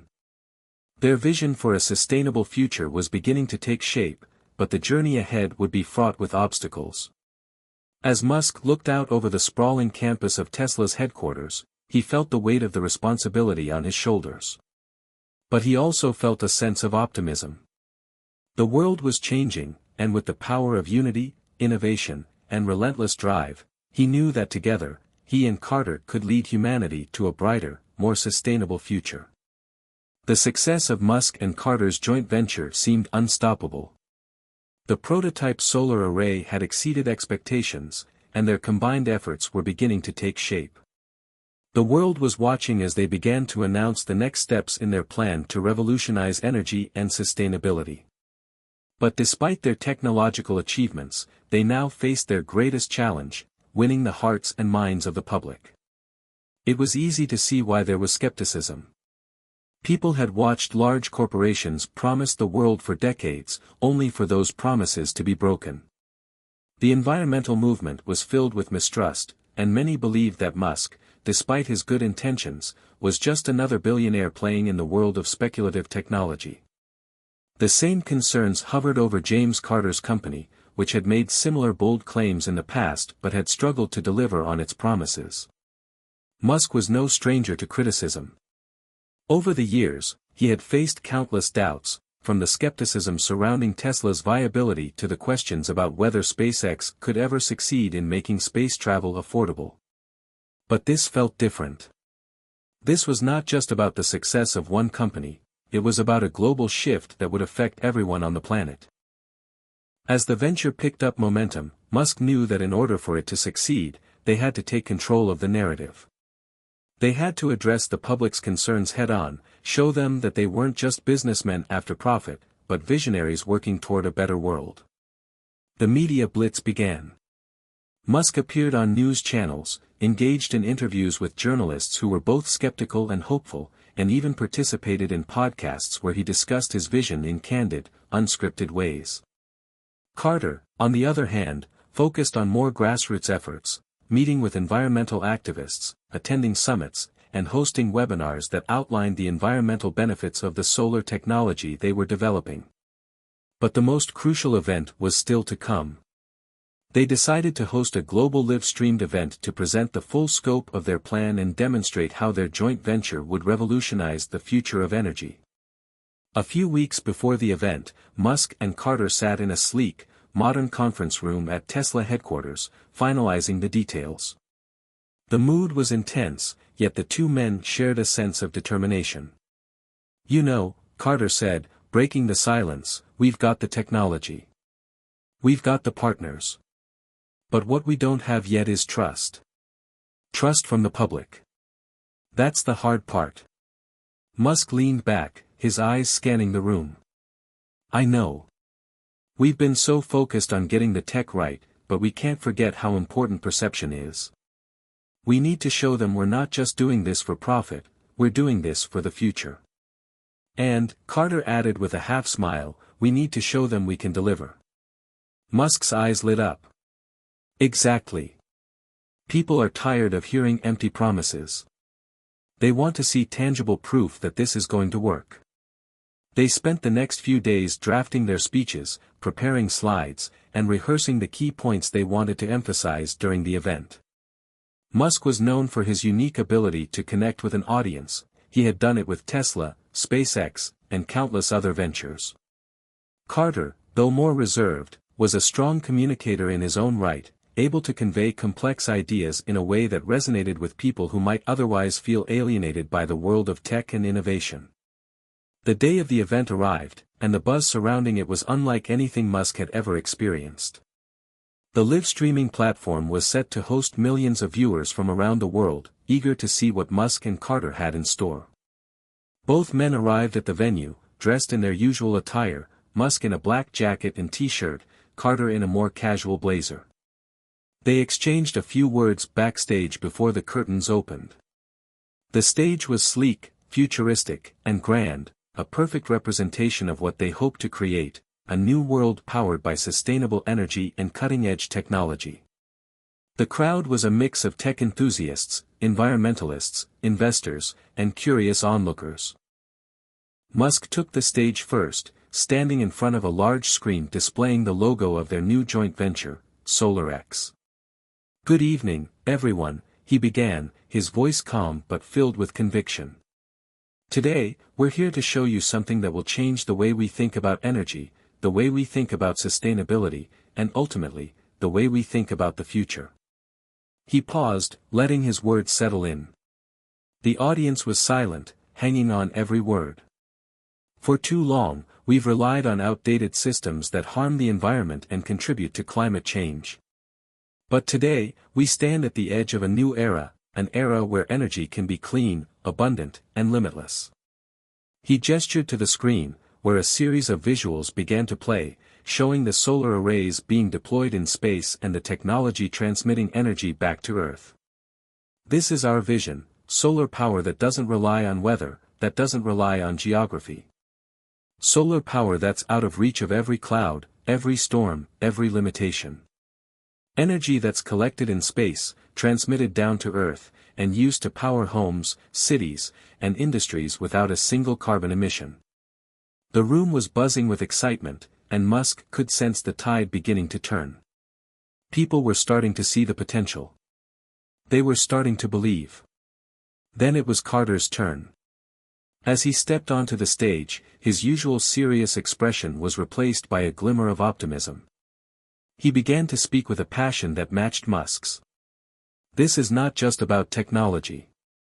This is about a future where our children don't have to worry about the planet we're leaving them. This is about creating a world where energy is abundant, clean, and available to everyone. We've been working tirelessly on this project, and I can assure you, this is not a pipe dream. This is real. We have the proof to back it up." The crowd erupted into applause.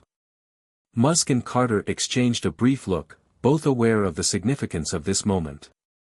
The public, once skeptical, was beginning to understand. This wasn't just an innovative project, it was the start of something much bigger. As the event concluded, the energy in the room was electric. But even as the applause echoed around them, Musk knew that this was only the beginning. The real work was still ahead, and the world would be watching every step of the way. In the aftermath of their groundbreaking announcement, the partnership between Musk and Carter seemed destined to change the world.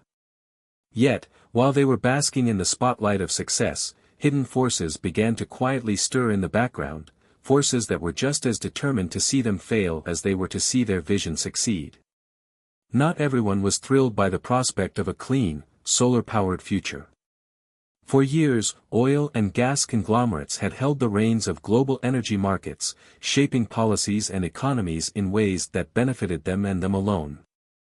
Musk and Carter's solar initiative posed a direct threat to their monopoly. The ripple effect of their plan would not only disrupt the energy sector but would also upend a system that had entrenched power and wealth for decades. As the media buzzed about the success of the SolarX initiative, behind closed doors, oil tycoons and lobbyists were busy planning their counteroffensive. The stakes were high. If SolarX succeeded, it could spell the end of fossil fuel dependence and change the global economy forever. In a sleek boardroom hidden from the public eye, the executives of major oil companies gathered for an urgent meeting. Their faces were grim, each man and woman in the room aware of the gravity of the situation. They had been successful at quashing renewable energy initiatives in the past, but this time, the players were different. Musk and Carter were not the typical Silicon Valley dreamers. They were not only innovators, but also powerhouses with influence that extended far beyond the tech world. "You're telling me," said Nathan Granger, the CEO of Dominion Petroleum, "that these two are going to start bringing solar energy from space? This isn't just another green initiative. They're trying to change everything." A murmur of agreement ran through the room. These were no ordinary renewable energy advocates. Musk had built an empire with SpaceX and Tesla, and now he was attempting to bridge the gap between space exploration and sustainable energy. One of the board members, Angela Reynolds, the head of strategy at a rival company, spoke up. "The technology is still in its infancy. They haven't even proven it can scale, and yet, the public is already buying into it. What worries me is how fast the political landscape is shifting in their favor. Governments are lining up to back them." Granger clenched his fists. "We can't let this happen. If they succeed, it'll be the end of oil. It's not just about profits, it's about power. Who controls the energy controls the future. We've always controlled the energy." Another member, Carlos Ruiz, the chief financial officer of Global Petrotech, shifted in his seat. "And we've always had the power to shape public opinion. We have the media connections, the lobbying efforts, but we'll need to push harder.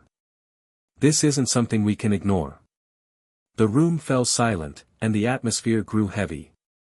They all knew what had to be done. While they couldn't outright stop Musk and Carter's initiative, they could do what they did best: sow doubt, create fear, and turn public sentiment against them. Within days, the first cracks in Musk and Carter's shining facade began to appear. It started with subtle attacks, a series of well-placed articles questioning the viability of solar power in space. Some of the articles were scientific, questioning the long-term effectiveness of transmitting energy from space. Others were personal, focusing on Musk's past failures and controversial statements, painting him as a reckless billionaire whose projects had never lived up to the hype. Social media was flooded with memes and posts that mocked the ambitious project. Videos began circulating showing supposed experts decrying the safety risks of sending solar panels into space. The narrative quickly shifted from excitement to skepticism, and the public's trust began to falter. Musk and Carter weren't blind to the shifting winds. They had anticipated some opposition, but the sudden barrage of negativity caught them off guard. Musk, in particular, took it personally. He was no stranger to criticism, but this felt different. This wasn't just a matter of technical challenges, this was an orchestrated campaign to destroy their credibility. Sitting in his office at SpaceX headquarters, Musk stared at his phone, reading the latest headlines. He had seen the media circus before, but this time, the scale of the attack was much larger. It was as if every move he made was being scrutinized, every word twisted to fit a narrative of failure. And now, with SolarX under the microscope, it felt like the entire world was watching, waiting for him to slip. "I've dealt with this before," Musk muttered under his breath. "They're just trying to break us down. But we're not going to let that happen." James Carter, on the other hand, took a more measured approach. He knew that the best way to combat misinformation was with facts and transparency. In a meeting with Musk, he laid out a strategy for confronting the backlash head-on. "We need to show the world that we're not just throwing ideas out there," Carter said calmly. "We need to demonstrate the science, the data, the proof. We can't let them control the narrative." Musk nodded. "Agreed. We'll give them transparency. We'll release the full details on the technology, show them the steps we've already taken. We can't let them paint us as dreamers. We need to be seen as innovators who are building a better future, not just making empty promises." The two men launched a new public relations campaign, focusing on the technology and the science behind SolarX.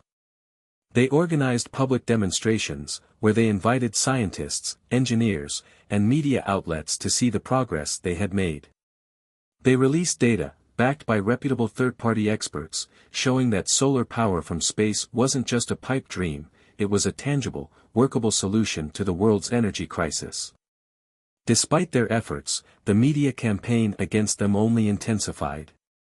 Some outlets began airing expert opinions from environmentalists and academics who voiced concerns about the environmental impact of sending massive structures into space. Others focused on the potential military applications of space-based energy technology, casting Musk's ambitions in a more sinister light. The pressure mounted, but Musk and Carter remained resolute. The battle for public opinion was now a war. They had the technology, the vision, and the ambition, but they also had formidable opponents who would stop at nothing to see them fail.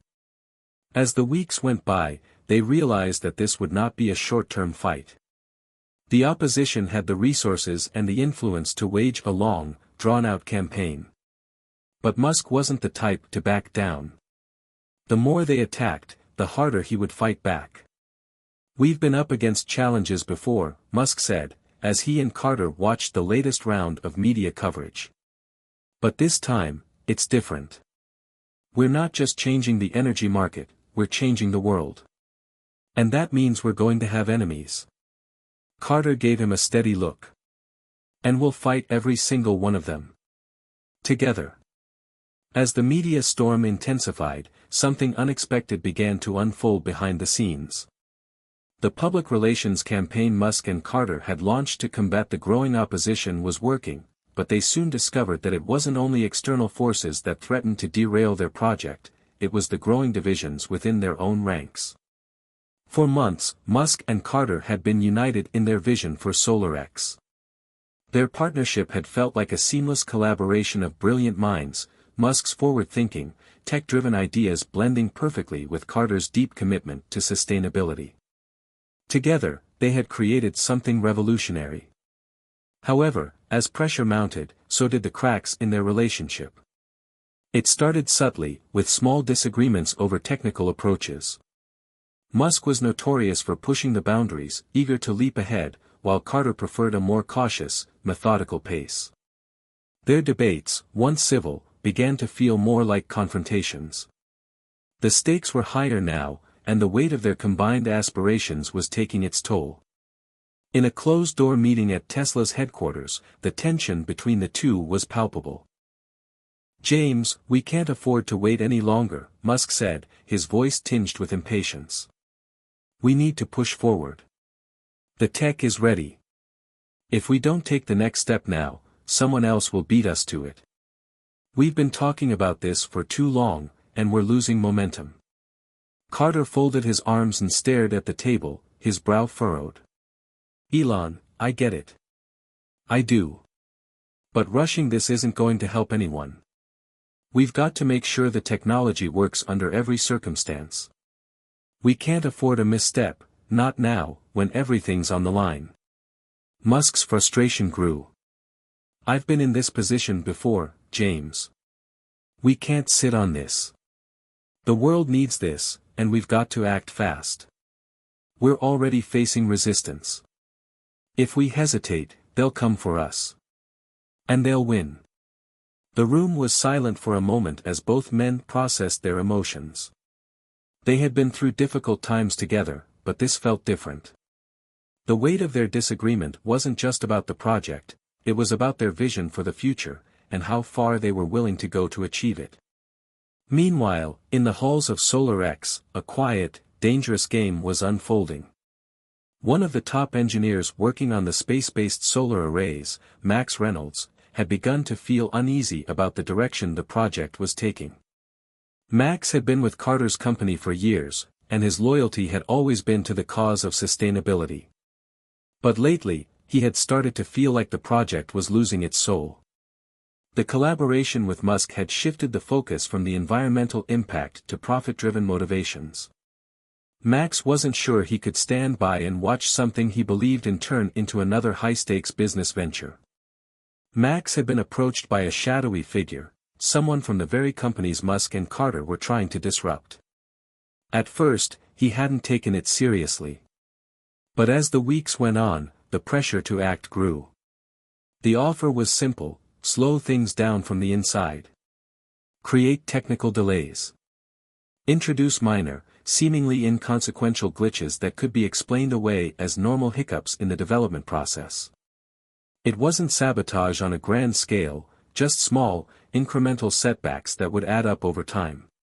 The world would still believe in Solar X, but doubt would slowly creep in, and the project's momentum would falter. And when it did, there would be an opportunity for the real powers that be to step in. Max had always prided himself on his ethics, but now, he found himself at a crossroads. The higher-ups at the oil companies had promised him something he couldn't ignore: a future where he wouldn't have to fight for funding, a world where his own research and ideas could thrive without the constant battle for approval. The temptation was immense.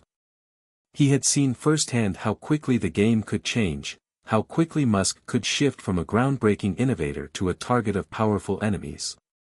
Late one night, while the rest of the team was off-site for the weekend, Max made the decision. He would introduce the first of many delays.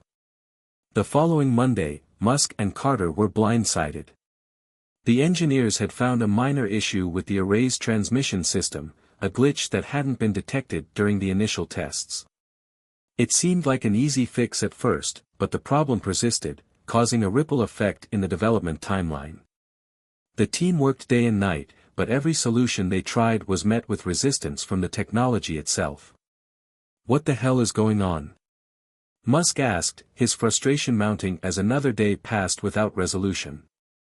This should have been simple. We've run simulations 1,000 times. Carter's face was tense. I don't know. Something's off. But we need to figure it out fast. If we don't, this delay will cost us time, money, and most importantly, trust. The delay grew longer, and soon, the media caught wind of it. Articles began to surface questioning the reliability of Solar X, casting doubt on whether Musk and Carter's ambitious project was doomed from the start. Critics who had been lying in wait now pounced, seizing the opportunity to turn the narrative against them. The only thing space solar power seems to have achieved is a massive delay. How can we trust Musk and Carter when they can't even get their technology to work properly? One headline read. Max watched from the sidelines, his guilt gnawing at him as the media frenzy intensified. He had wanted to slow down the project, but now he saw how dangerous the delay had become. Every hour spent troubleshooting the glitch was one more hour that the media used to cast doubt on Solar X. He had underestimated the impact his actions would have, not just on Musk and Carter, but on the world. As the days turned into weeks, Musk and Carter became increasingly isolated.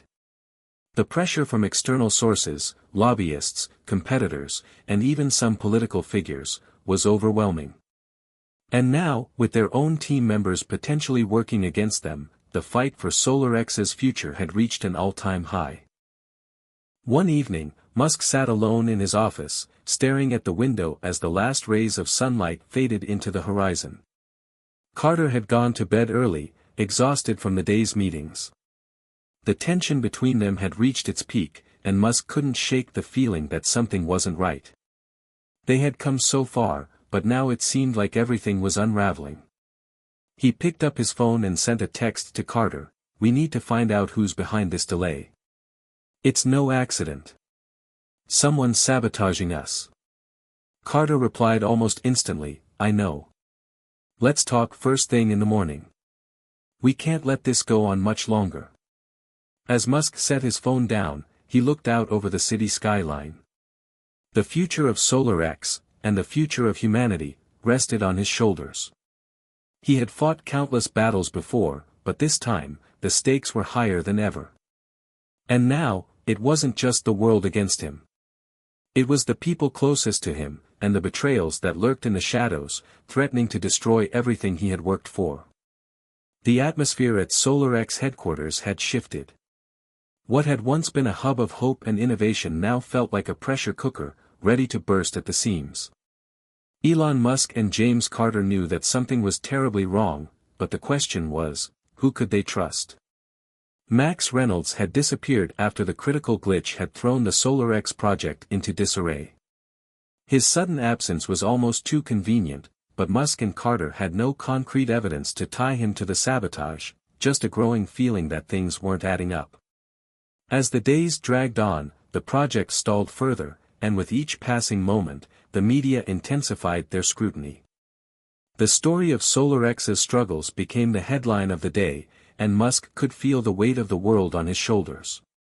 Every news outlet seemed to be jumping on the bandwagon, questioning not only the technology's feasibility but Musk's ability to lead. Was the SpaceX founder's latest venture doomed to fail, was the question on everyone's lips. He was used to criticism. He had built entire companies from the ground up under constant fire, but this felt different. This time, there were no easy answers, no quick fixes. The project that had been his passion for years, the one that was supposed to change the world, was slowly slipping through his fingers. At a late-night meeting in the now-deserted SolarX office, Musk's frustration was palpable. His fingers drummed nervously on the glass table, and his mind raced with possibilities. Carter sat across from him, visibly exhausted but focused. "I know something's wrong, James," Musk muttered, his voice sharp. "This wasn't just some glitch. It's too calculated, too perfect." Max wouldn't have left without saying anything. He knew how important this was. Carter leaned back in his chair, rubbing his eyes. "I know. I'm starting to think the sabotage goes deeper than we thought. Whoever's behind this knows exactly how to play the game." Musk's expression hardened. "I don't care who's behind it. We need answers. And we need them fast." As they discussed their options, the door to the meeting room opened with a soft click. A young intern, Hannah, stepped in, holding a folder with a nervous smile. "Sorry to interrupt, Mr. Musk, Mr. Carter, but you need to see this. It's about Max." Musk's eyes flickered with a mix of curiosity and dread. He gestured for her to come in. "What about Max?" Hannah laid the folder down on the table. "It's his resignation letter. I found it this morning, hidden in his office. I didn't know if I should give it to you, but—" "Wait," Musk interrupted, flipping open the letter. "This doesn't make any sense. Why would Max resign now?" The letter, dated only a few days prior, explained that Max was stepping down from his position at SolarX, citing personal reasons for his departure. There were no signs of distress, no hint of a problem.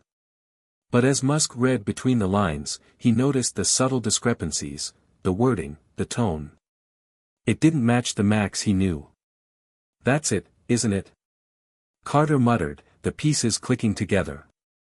"He's been compromised. Someone got to him." Musk slammed the folder shut. "We need to find out exactly what happened. I want to speak to everyone who's worked with him. Every engineer, every intern. We need to get to the bottom of this. The team sprang into action. What started as a technical setback quickly morphed into a full-scale investigation. The sense of betrayal gnawed at Musk, but it was Carter who took charge, questioning every member of the team, trying to uncover the truth. They sifted through Max's communications, digging into his emails and messages, all the while facing mounting pressure from the media and investors. As the hours turned into days, it became clear that someone in the organization had been feeding information to outside sources. The glitches in the SolarX technology weren't random, they were deliberate. Someone had been manipulating the systems to create delays, introducing vulnerabilities that only a few insiders could have exploited. Whoever was behind it knew the technology inside and out, and they knew exactly how to make it look like an accident. One night, after hours of digging, Carter finally found something, an encrypted file hidden in one of Max's last reports. It was a list of contacts, all linked to key players in the fossil fuel industry.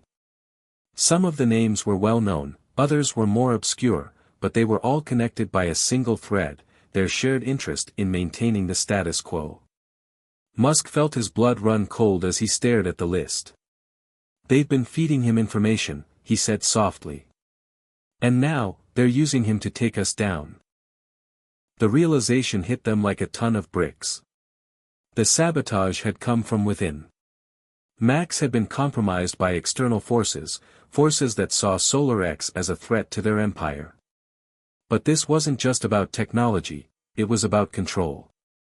Whoever was behind the scenes had recognized that Musk and Carter posed the greatest challenge to the energy world in decades, and they had made their move. "I'll deal with this," Musk said, his voice steely. "But we need to act fast. We can't let this destroy us." The next morning, Carter and Musk met in a private office. They both knew that the situation had escalated beyond just fixing a few glitches. This was war, not just against the oil tycoons, but against the very people they had trusted. "We're going to expose them," Musk said. "We'll show the world who's behind this." Max's resignation letter was just the beginning. "We'll take this fight straight to the press, straight to the people who've been hiding in the shadows. No more games. No more delays." Carter nodded grimly. "We've always known the stakes were high. Now we know who our real enemies are." As they prepared for their next move, Musk couldn't help but feel the weight of the battle ahead. They weren't just fighting for the future of energy, they were fighting for their own integrity, their reputation, and their vision for the future. And as the first rays of dawn broke over the horizon, it became clear that this was no longer a fight for innovation. It was a fight for survival. They would have to uncover the conspiracy within their own team, expose the enemies pulling the strings from the shadows, and push forward, no matter the cost. The days following the discovery of Max Reynolds' betrayal were a whirlwind. Musk and Carter were no longer just business partners, they had become battle-hardened warriors in a fight for survival. The threat wasn't just from the outside anymore. The danger had infiltrated their very ranks, and trust was now their most precious commodity. The game they were playing had just become infinitely more dangerous, and far more complex. With the information Carter had uncovered from Max's encrypted files, they knew exactly who the shadowy forces behind the sabotage were. The oil industry, of course, was one piece of the puzzle, but there were deeper connections, more insidious players at work. It seemed that the conspiracy stretched much farther than Musk and Carter had initially imagined. They gathered their core team late one evening in the high-tech conference room at SolarX headquarters. The air in the room was thick with tension. The mood was somber, and the normally light-hearted energy that had defined the team's previous brainstorming sessions was gone. Everyone knew the stakes had shifted. "I want all of you to listen carefully," Musk said, his voice colder than usual. "We're facing an organized, coordinated effort to take us down. It's no longer just about a few glitches. We're up against an entire network of people who want SolarX to fail. People who will stop at nothing to maintain the status quo. Carter nodded in agreement. We can't allow that to happen. But we need to stay sharp. Whoever's behind this has access to our internal systems. They know our every move. And it's clear they're trying to manipulate public opinion to make us look incompetent. The team exchanged uneasy glances. So what now? Asked Sarah, a senior engineer who had been with SolarX since its inception. She was one of the few who still had unwavering faith in their mission, but even she knew the situation was dire. We expose them, Musk said, his expression unwavering. We reveal the full extent of the conspiracy. Max might have been the pawn, but there's a master behind this, and we're going to make sure the world knows who they are. The room went silent. The next step was a dangerous one. If they were wrong, it could mean the end of SolarX. If they were right, they could dismantle the network that was trying to destroy them. We need to go public, Carter said after a long pause. But we have to be smart about it. We need proof, and we need it now. The people behind this are too powerful to go after without solid evidence. Musk leaned forward, his eyes narrowing. I know someone who can help us get that proof. I'm going to reach out to an old contact, someone who's been involved in the tech world and has connections to some of the people behind the scenes. They might know something we don't. Carter raised an eyebrow. Are you sure about this, Elon? We've already been burned by people we thought we could trust.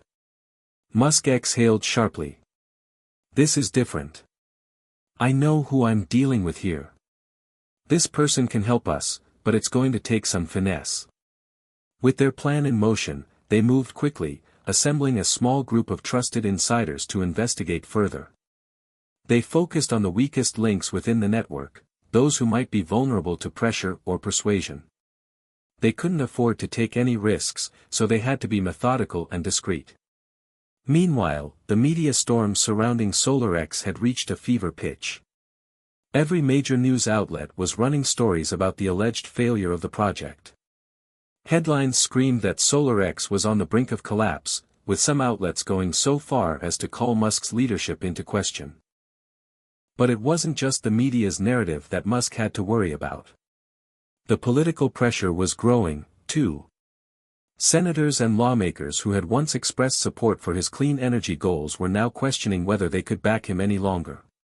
In a surprising turn of events, Senator Nathan Grant, who had been one of Musk's most vocal supporters, announced a press conference to address concerns about SolarX's viability. Musk knew that Grant's office was likely being influenced by corporate interests that saw SolarX as a threat, but the timing was no accident.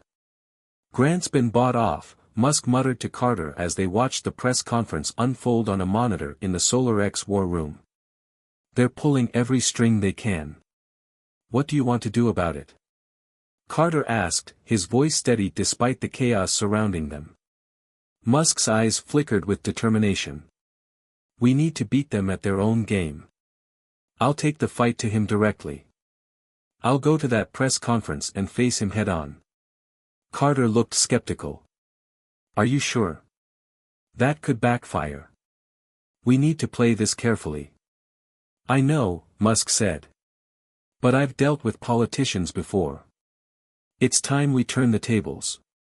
Later that week, Musk stood at the front of a packed press room, the weight of the world on his shoulders. Behind him, the SolarX logo gleamed under the bright lights, but Musk couldn't ignore the tension that hung in the air.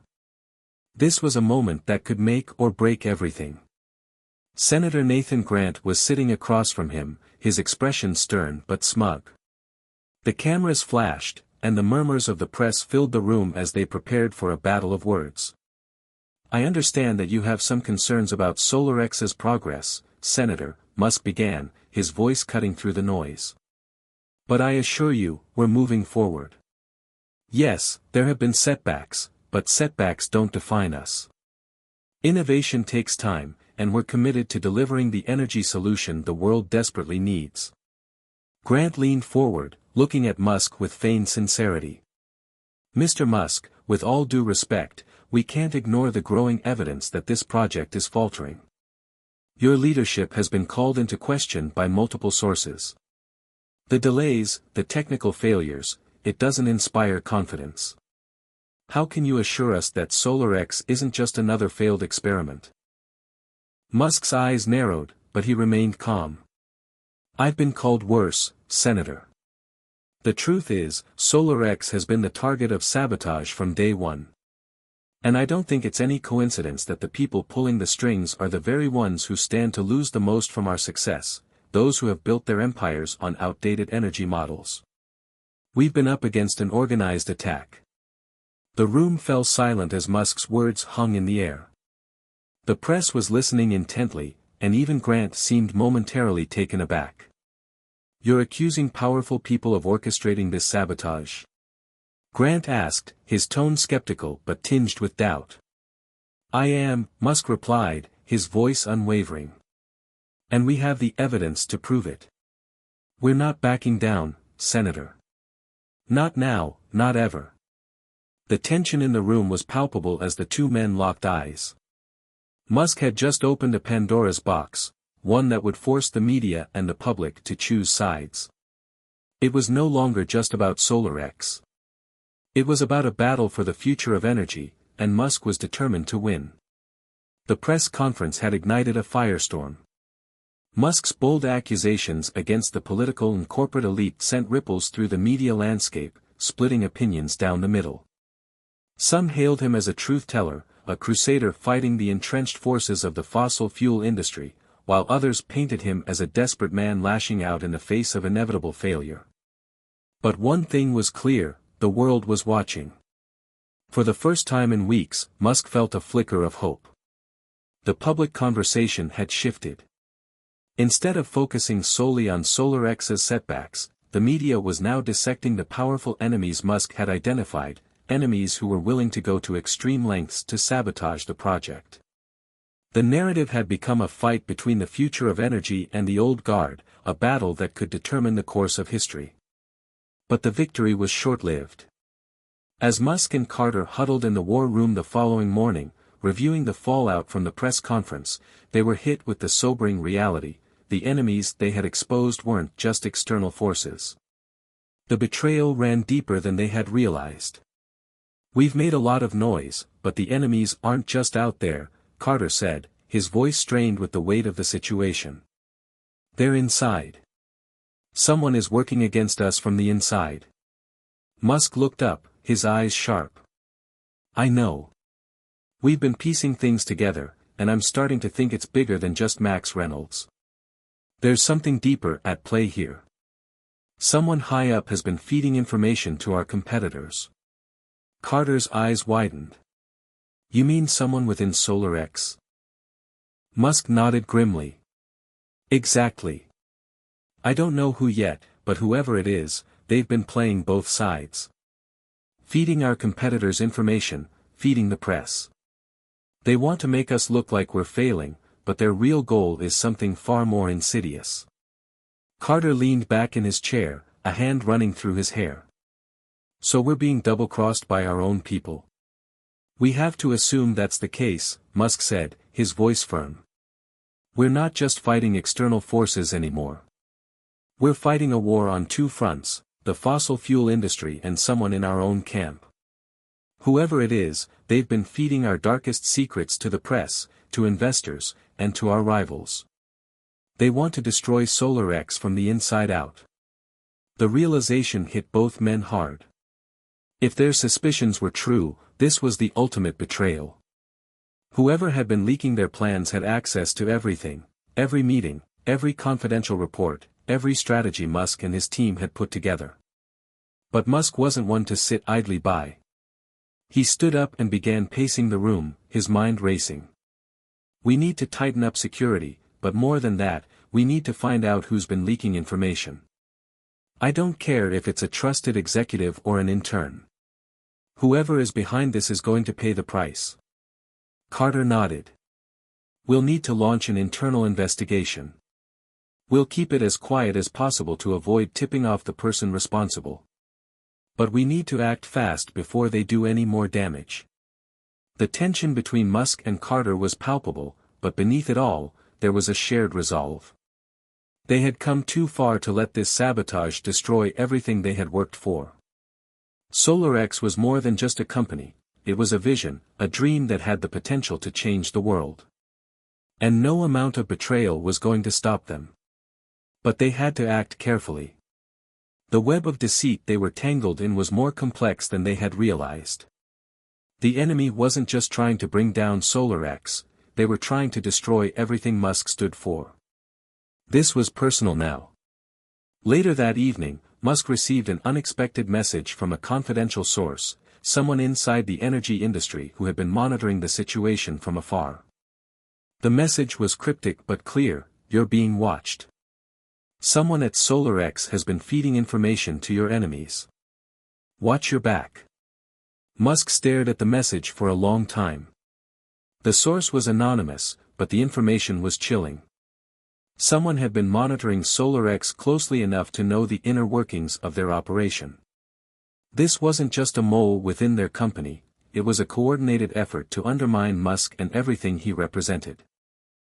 He called Carter immediately.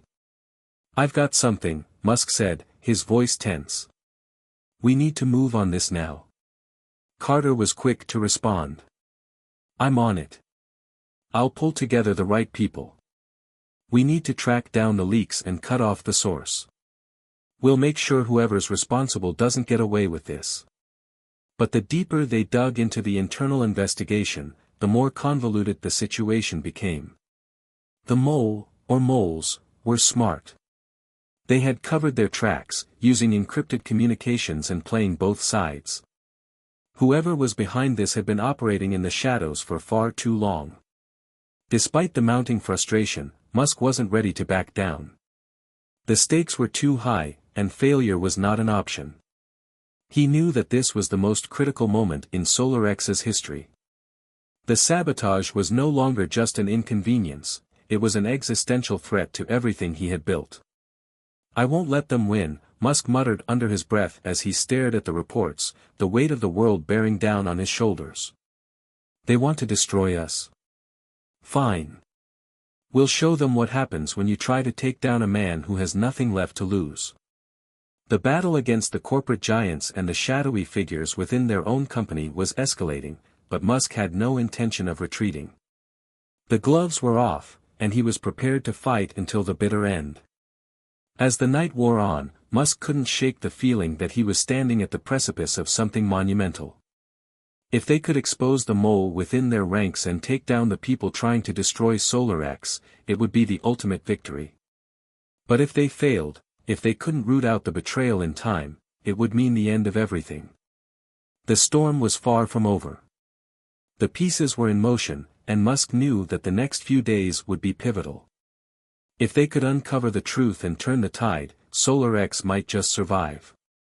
But if they faltered now, the consequences would be catastrophic. This was no longer just about technology. It was a battle for survival, for legacy, and for the future of energy. And Elon Musk wasn't ready to lose. The following days felt like a blur to Musk. Every moment was consumed by an endless series of meetings, investigations, and sleepless nights. The internal investigation into the leaks was proving to be more difficult than he had anticipated. The mole, or moles, had done an exceptional job covering their tracks, and every lead seemed to end in a dead end. Musk paced his office late one night, his mind working furiously. SolarX was on the brink of a breakthrough, but with every step forward, it felt like they were being dragged 2 steps back by someone within their own ranks. Whoever was behind the sabotage knew the company's inner workings too well. They knew which secrets to expose, which strategies to undermine, and which people to manipulate. Then came the moment that would change everything. It started with a strange call. Musk had just finished a conference call with his top engineers when his phone rang. The caller ID was unknown, but something about it felt off. Hesitating for only a second, he picked up. "This is Elon," he said, his voice sharp. There was a pause before a voice, low and cautious, spoke from the other end. "Mr. Musk, you don't know me, but I know you." Musk's heart skipped a beat. The voice was unfamiliar, yet there was an undeniable sense of urgency and danger in the tone. Who is this? I'm someone who's been watching the situation unfold. Someone who knows what's really going on inside your company, the voice continued. I'm calling because you need to know the truth. The person you've been trusting, they're the one behind everything. Musk's pulse quickened. Who? The person closest to you, the voice said cryptically. They've been feeding your secrets to your enemies for months. All of your plans, all of your strategies, it's all been going straight to the people trying to destroy you. Musk clenched his jaw. I don't have time for games. Who's betraying me? There was a long silence before the voice spoke again, softer this time. It's Carter. He's been working with the oil lobby and playing both sides. You've trusted him with everything, but he's the one pulling the strings. He's the one who's been sabotaging SolarX. Musk felt the blood drain from his face. Carter. The man who had been by his side since the beginning.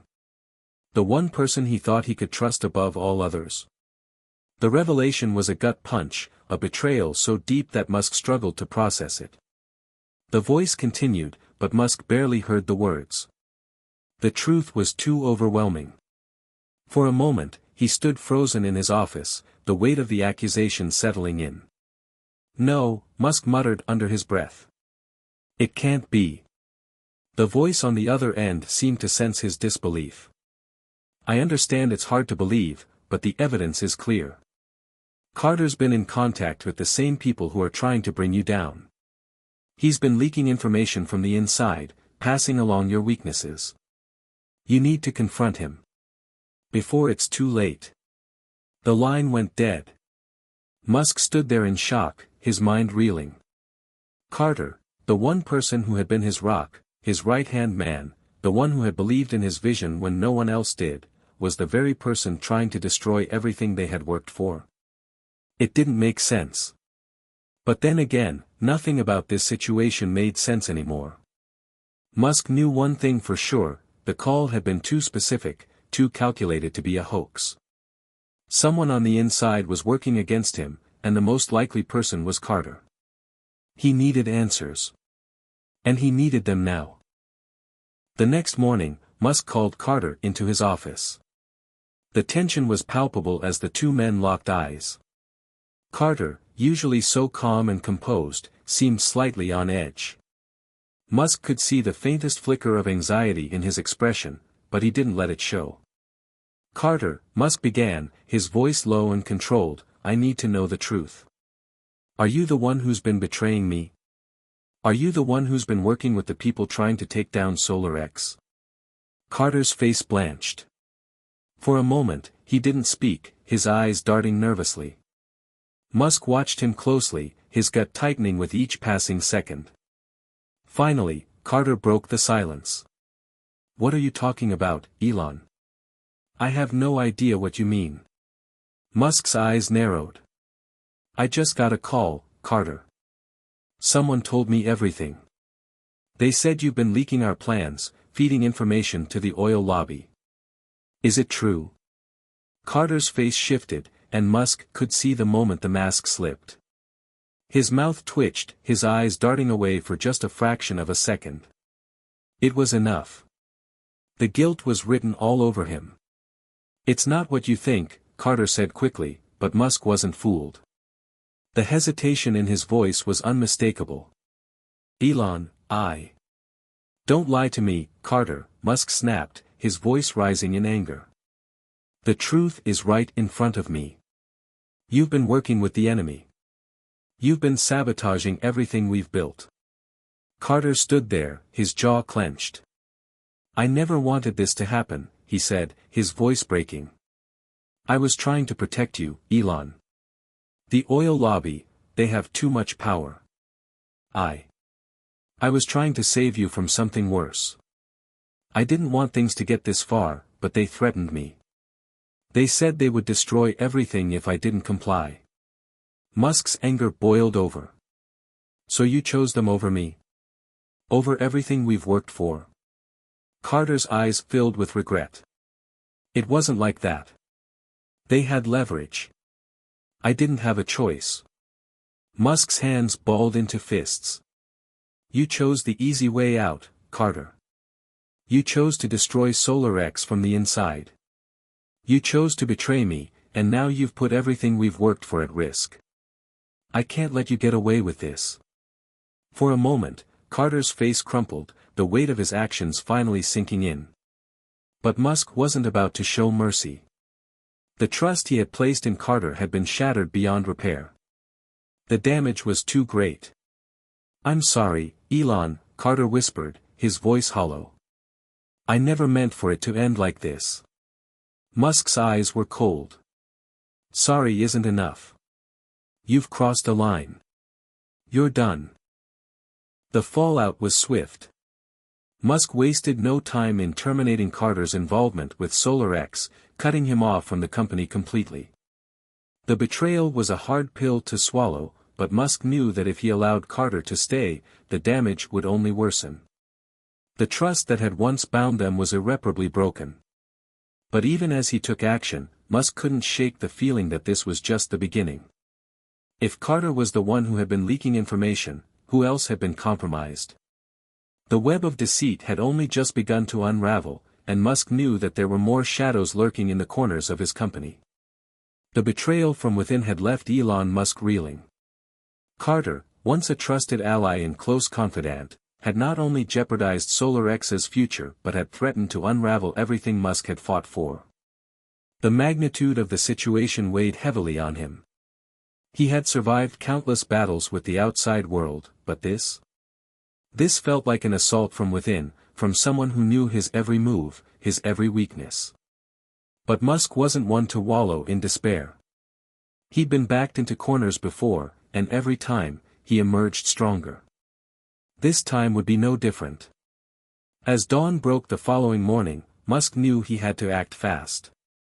The leak from within SolarX had already caused irreparable damage, there was no time to waste.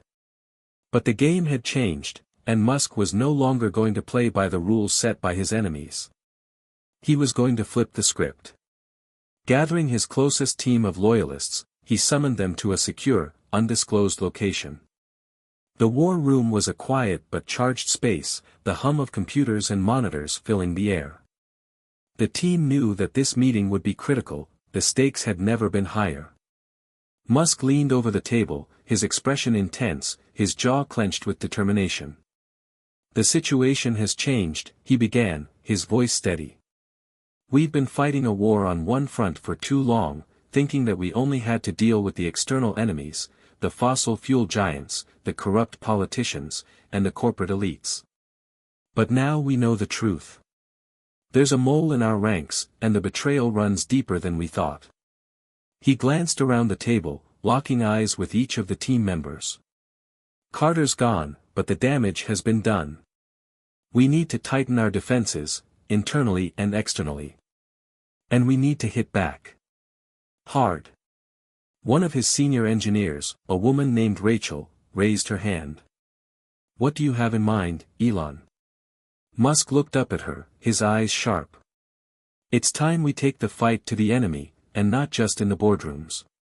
We need to show the world who's really behind the sabotage. We're not just going to let them destroy us from the inside. We're going to expose them for who they are. The team exchanged wary glances. Exposing the full extent of the conspiracy would be risky, but Musk's words had an undeniable force. Everyone in the room could sense that the time for caution had passed. Musk was already 2 steps ahead, thinking bigger than anyone expected. We've been making progress with the technology, Musk continued.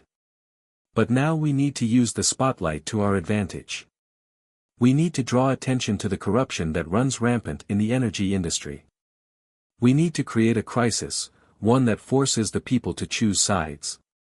We'll expose them all. The team nodded in agreement. They knew what was at stake, and they understood Musk's drive. This wasn't just about technology anymore. It wasn't even just about SolarX. This was a battle for the future itself. Here's what we're going to do, Musk said, a fire igniting in his chest. We're going to hack the system. We're going to use our resources, our connections, and everything we know to expose the corruption in the energy industry. We'll hack their communications, leak their financials, and make their darkest secrets public. They want to ruin us. Fine. We'll ruin them first. The team's eyes widened in a mixture of shock and awe. This was dangerous, a high-risk strategy that could blow up in their faces. But Musk's conviction was unwavering. We'll give the public the truth. We'll show them the greed, the deceit, the collusion, Musk continued. And when we do, they'll have no choice but to rally behind us. SolarX will be the beacon of hope in the energy revolution, and will prove that we're not the ones who should be under attack. They are. It was clear now. Musk wasn't just going to fight back, he was going to make his enemies pay. And in doing so, he would create a movement, a revolution in energy that no one could ignore. As the days passed, the tension in the air only grew thicker. Musk's plan was risky, bordering on reckless, but it was the only move left. He knew that the powers he was up against were too entrenched to be taken down by traditional means. So, he would fight dirty. He would expose them, force them into the light, and make them face the consequences of their actions. But even as the plan took shape, Musk couldn't shake the feeling that something even bigger was at play. The political forces and corporate giants they were up against weren't just interested in controlling the energy sector, they wanted to control everything. They wanted to dictate the future of humanity itself. And Musk, for all his ambition, was now an obstacle to that vision. But he wasn't going to back down. In the meantime, the team worked tirelessly, gathering intel, uncovering documents, and planning the execution of their high-stakes operation. Rachel, the senior engineer, was instrumental in setting up the secure channels they would use to leak the information. The hackers they had enlisted were brilliant but edgy, their faces shadowed by the illegal nature of their work. Musk knew that they were playing a dangerous game, but it was the only game left. The leak, when it came, would be a bombshell. Musk stood alone in his office one evening, staring out over the city skyline. The lights of Silicon Valley twinkled beneath him, and for a moment, he felt the weight of the world on his shoulders. It wasn't just SolarX at stake anymore. It wasn't just his reputation. It was something far bigger. It was the future. And he was going to fight for it. As the countdown to the leak ticked down, Musk couldn't help but feel a sense of anticipation. The world was about to witness a seismic shift. The corporate elites, the fossil fuel industries, the politicians, none of them were ready for what was coming. Musk wasn't just going to expose the corrupt system, he was going to dismantle it piece by piece. But he wasn't just doing it for himself. He was doing it for the future of humanity, for the future of clean energy and the possibility of a better tomorrow. The battle was far from over, but Musk was ready. The game had shifted, and this time, he would be the one to control the board. Musk's counterattack had begun, and it was going to be a war unlike any other. His plan to expose the corruption of the energy industry had set the stage for a showdown that would rock the very foundations of corporate power. But as the days passed, the pressure mounted, and with it came the realization that the stakes were even higher than he initially thought. There were forces at play, much larger and more powerful than Musk had ever anticipated, and they weren't going to give up their dominance without a fight. The first phase of the operation was underway. Musk's team had successfully infiltrated the network of the fossil fuel conglomerates, accessing private communications, financial transactions, and confidential documents. They had already uncovered a trove of explosive information, evidence of illegal lobbying, bribery, environmental negligence, and collusion with politicians. This was the kind of information that could bring down entire empires, and it was all in their hands. Musk sat in the war room, a quiet but fierce determination in his eyes. "We're moving forward," he said, his voice calm but firm.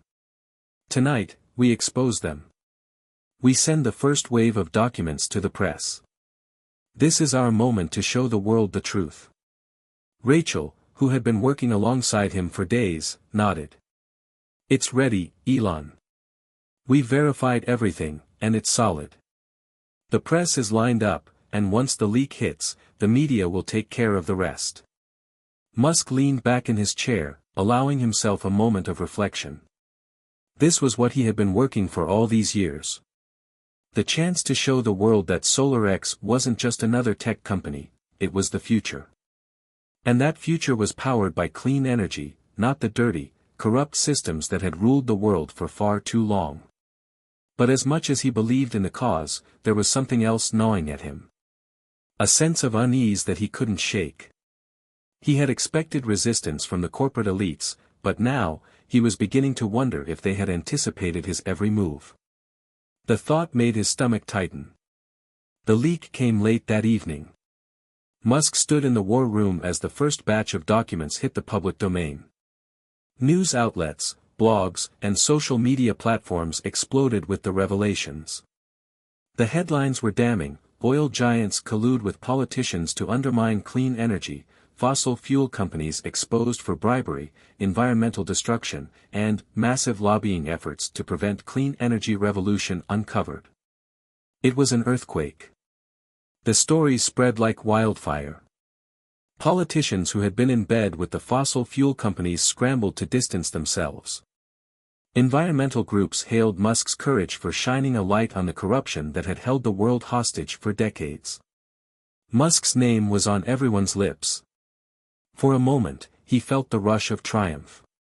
This was the moment he had dreamed of, a victory for clean energy, for SolarX, for the future. But that feeling of triumph was fleeting. Within hours, the backlash began. A new wave of coordinated attacks flooded the internet, trying to discredit the leaked information. The media blitzed the public with counter-narratives, accusations that the leak was a hoax, that Musk's company was behind a smear campaign, and that the documents had been fabricated or taken out of context. Anonymous sources within the fossil fuel industry denied everything, calling the leak suspicious and unsubstantiated. The noise grew louder, the opposition more aggressive. Musk had expected resistance, but this was on a scale he hadn't anticipated. There were whispers of sabotage, too, rumors that the very servers SolarX had used to leak the documents were being targeted by cyber attacks, aimed at erasing any trace of the truth. Then came the most unexpected twist of all. Late one evening, just as the battle seemed to be escalating to an all-out war, Musk received a call. The number on the screen was unknown, but he picked up without hesitation. "Mr. Musk," a calm voice said on the other end. "We need to talk." Musk stiffened. He recognized the voice immediately. "Carter?" Musk's voice was tight with disbelief. "What the hell is this? What do you want?" There was a pause before Carter spoke again, this time with a note of urgency. "Elon, you need to stop this. I've been trying to warn you. You have no idea what you're up against. They'll destroy you if you keep going." Musk felt a surge of anger. "You've already destroyed everything, Carter. You've betrayed me, you've betrayed SolarX, and now you're trying to stop me from exposing the truth. You're a coward." "No, Elon," Carter replied, his voice softer now. "I wasn't working with them just for money. It wasn't like that.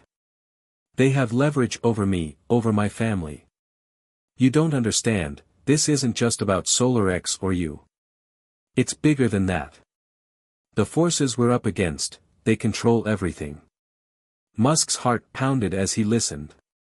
"What do you mean, they control everything?" Carter's voice trembled with a mixture of fear and regret. "The oil lobby, the politicians, the corporate giants, they're all part of a global network, a secret cabal that has its hands in every aspect of society. They control the economy, the media, even the governments. You've become a threat to them, and they will do whatever it takes to stop you. You can't win this fight. They have too much power." Musk felt a cold shiver run down his spine. The magnitude of what Carter was saying was almost too much to comprehend. A secret cabal controlling everything? Was it possible? "Why are you telling me this now, Carter?" Musk asked, his voice rough.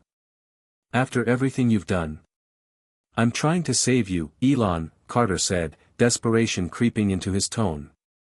I've been trying to warn you, but you wouldn't listen. If you continue down this path, they'll come for you, and they'll make sure you never get up again. I don't want to see that happen. I'm not your enemy. I never was. Musk was silent for a long moment, processing the weight of Carter's words. The pieces were beginning to fit together, but the picture was so much bigger than he had ever imagined. Could it really be true? Was there a shadow organization pulling the strings behind the scenes, controlling the fate of the world? I'm done with you, Carter, Musk finally said, his voice cold. You made your choice. The call ended abruptly, leaving Musk with more questions than answers. His entire worldview had just been shaken to its core. But there was no time to waste. Musk knew one thing for certain now: this fight wasn't just about technology or clean energy. It was about the future of humanity itself. And he wasn't going to back down. The tension in the air was suffocating. Musk's every move felt like it was being watched by 100 unseen eyes. The clock was ticking, and with each passing hour, the weight of the impending confrontation became heavier. The world knew his name now, and the battle for the future had escalated to unprecedented levels. SolarX wasn't just a company anymore, it was a symbol. And Musk wasn't just an entrepreneur, he was a revolutionary. The storm had been building for weeks, and now it was reaching its peak. The leaked documents had sent shockwaves through the media, but the backlash was fierce. The oil giants, the corrupt politicians, and the shadowy cabal pulling the strings in the background were all pushing back with everything they had. Musk was their target, and they would stop at nothing to discredit him, destroy his company, and bury the truth. But Musk had a secret weapon, the truth itself. He had spent years preparing for this moment. SolarX was more than just a clean energy company, it was a beacon of hope in an otherwise dark world. And Musk, for all his ambition and innovation, had become the face of that hope. But the stakes were much higher than just winning a corporate battle. This was about the future of humanity. Clean energy, environmental justice, and the possibility of a better, more sustainable world were all on the line. And Musk wasn't going to let the cabal, the puppet masters of the fossil fuel industry, win. In the quiet of the night, Musk met with his core team one last time before the final push. The war room was filled with the hum of technology, the glow of screens illuminating the faces of those who had stood by him from the beginning. Rachel, his brilliant engineer, sat beside him, her face tense but resolute. The others, hackers, strategists, and legal experts, were equally focused, knowing that this would be the moment that determined everything. Elon Musk stood at the head of the table, his expression calm but determined.